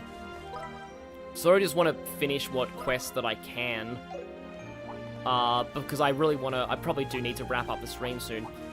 Huh. There's a... Oh, right, there's shallow water here. Treasure looks suspicious. Oh, that's also a monster chest, right. I will come back for those later then, I suppose.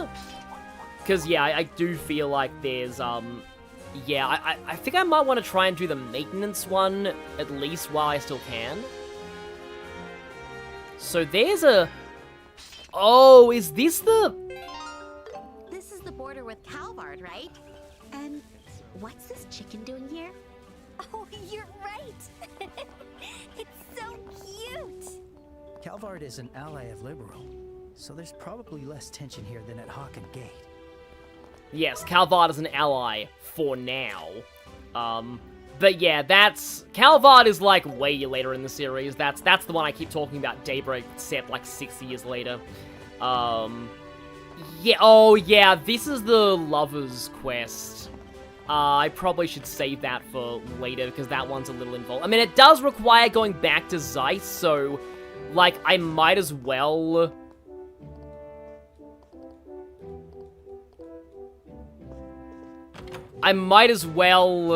take care of it while I'm doing the other one.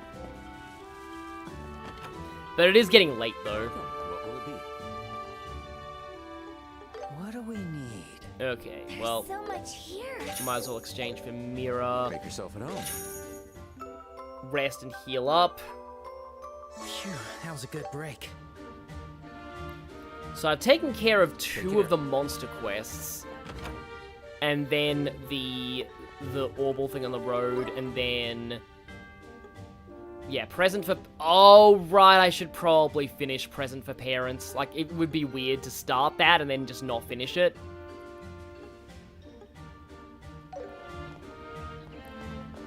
So, maybe we do that one later. Like, maybe next time, and then... Because I really do, like, I have to finish Present for Parents.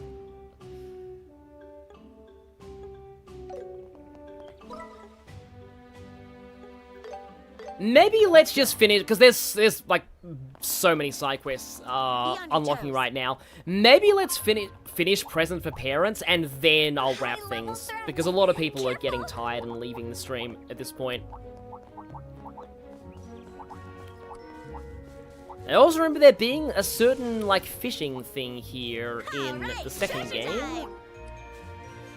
Because fishing is, not...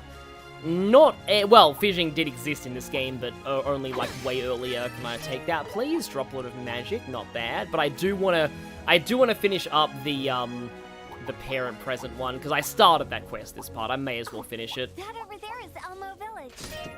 Finally! Oh, I'm so excited for the hot springs. Aren't you forgetting why we came here?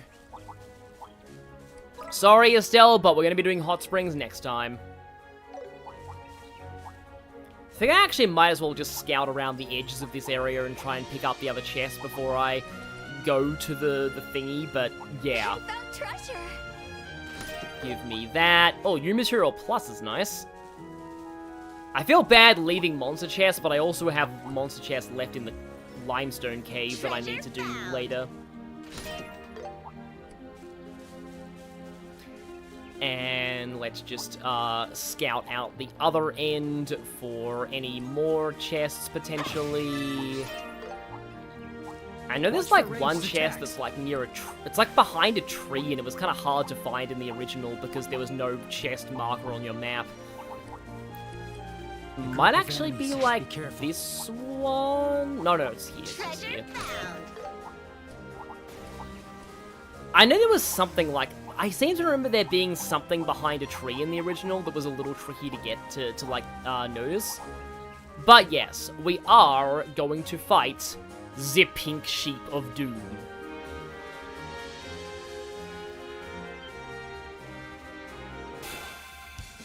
No dialogue, just straight into the battle, okay. World shot! Okay, well, I am going to morale buff everybody. I won't let you! Let's go! Sorry! Please do it! Forgot to burn on all of them with that, I think.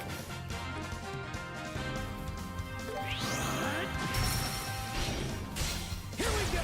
Okay. Now, I forget if these are the sheep that have that epic combo attack that they use on you, but maybe... Creepy sheep have weird moves in this series. I am going to double morale. I'll show no mercy. I'll get you all. Too late. I have to say that I do really like Johnny Young Bosch's, like, performance in this game, because I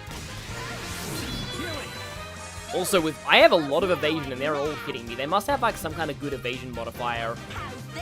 But yeah, because, like, in a lot of, like, more recent games I've heard him in, he kind of sounds not quite the same as he used to, but he does sound very good here, and, like, very fitting for Joshua. I do really like the performance in this game. Annalise is cursing Adios for missing, these sheep right now, I guess. Okay, well now we have the Pink Sheep. Baba, Pink Sheep, have you any wool? Yes, lots, and we need it right now. Ready at any time. I do not want you to get that. I don't even have a steel bonus. I do have a delay, though. I mean, I have S-Craft that's steel bonus, so why not? I just don't want to get the heal.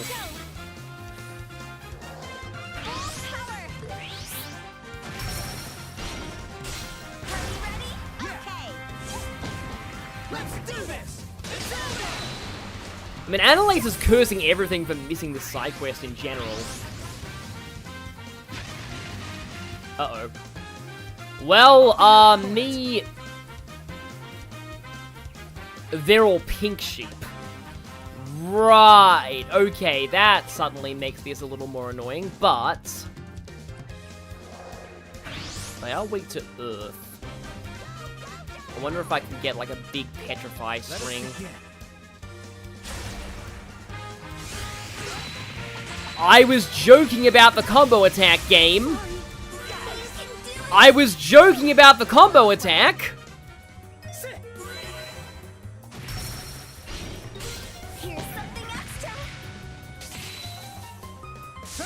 And they have counters too. I better do something. Yeah, I think you need to heal now. Even though they are weak to... Oh, I'm so tempted to use Titanic Roar, but no, unless... Hang on. Here we go. Cuddle time. Okay, well, so here's my idea. Clock up EX on Estelle. Yeah, is gonna immediately activate her art. You're a lifesaver. So now that I can go instantly with Titanic Roar.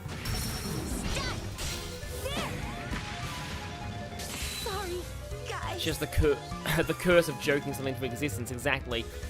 I am worried. Oh, right, that's the taunt attack. Well, she survived. Thank you. I'll show no mercy. I need to get Estelle back up. Where are you, Estelle? Oh, she's all the way over here. Vitals decreasing. This is bad. I guess I can do a Zerum powder. Supporting. Okay, this might be a terrible idea to use both of my S-crafts, but like... I will get the burst off of this. Let's do it. Only these sheep can use the unique burst, enemy burst attack. Yeah, that would make sense. However, we have our own full burst. Let's do this. I feel like, because back when I streamed the first, like the prologue, a lot of people were saying like, oh, I killed these things before they even got to use that attack. So I'm pretty sure a lot of people who are more overpowered than me probably killed these things before they got to use that Peachy attack, which is a shame because like that attack is hilarious. It's not even like that strong either. Yeah, we got that wool and way more than we needed. Watch out for the ranged attacks. Oh, I don't mean to do that. Why am I pressing R2 to do some kind of a run? Or I'm probably pressing it to run because of other games, you know, muscle memory. Let's go. But okay, let's just head over here and go ahead and save.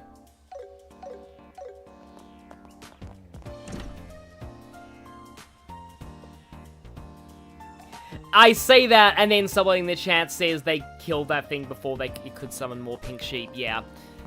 Well, at least I'm getting to show off all the things the enemies can do.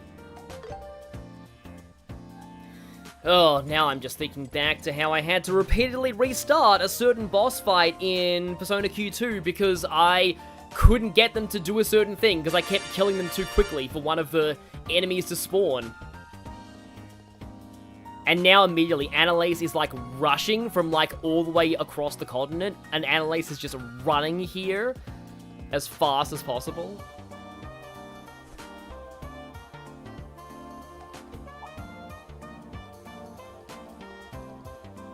Thank you for hugging me.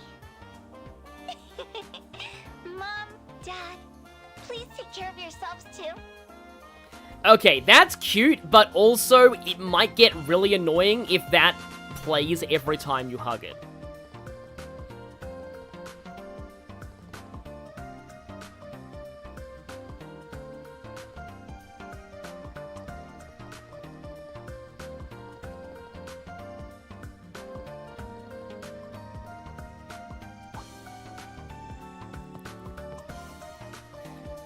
And yeah, I suppose he'd be really interested in this, because this is his granddaughter getting better at inventing.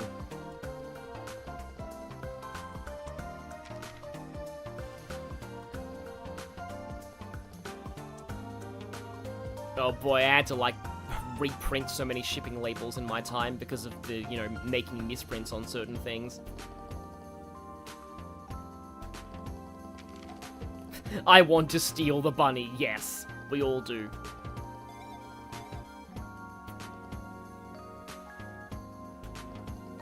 When will they come back? Yeah, that's the third game, and when that happens, we need to be very afraid. Very, very, very afraid.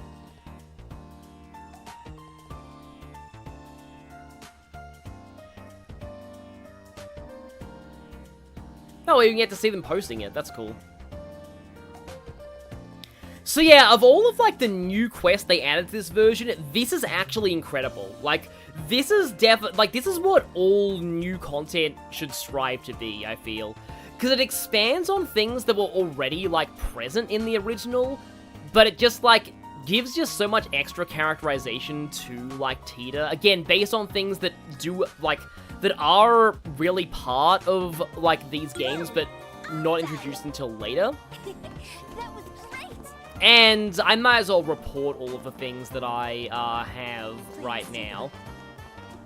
But we are nowhere near done with the side quest deluge, because we will still be knee-deep in side quests next time. But for now, I suppose I can... Yeah, what do we got left? We've got... Okay, we just have that, stopping smoking, and then we also have the other bunch of things we have to do with the Central Factory. Anyway. I see. This is probably not going to be enough for a rank up. I don't think it will be enough. No, it's definitely not going to be enough for a rank up.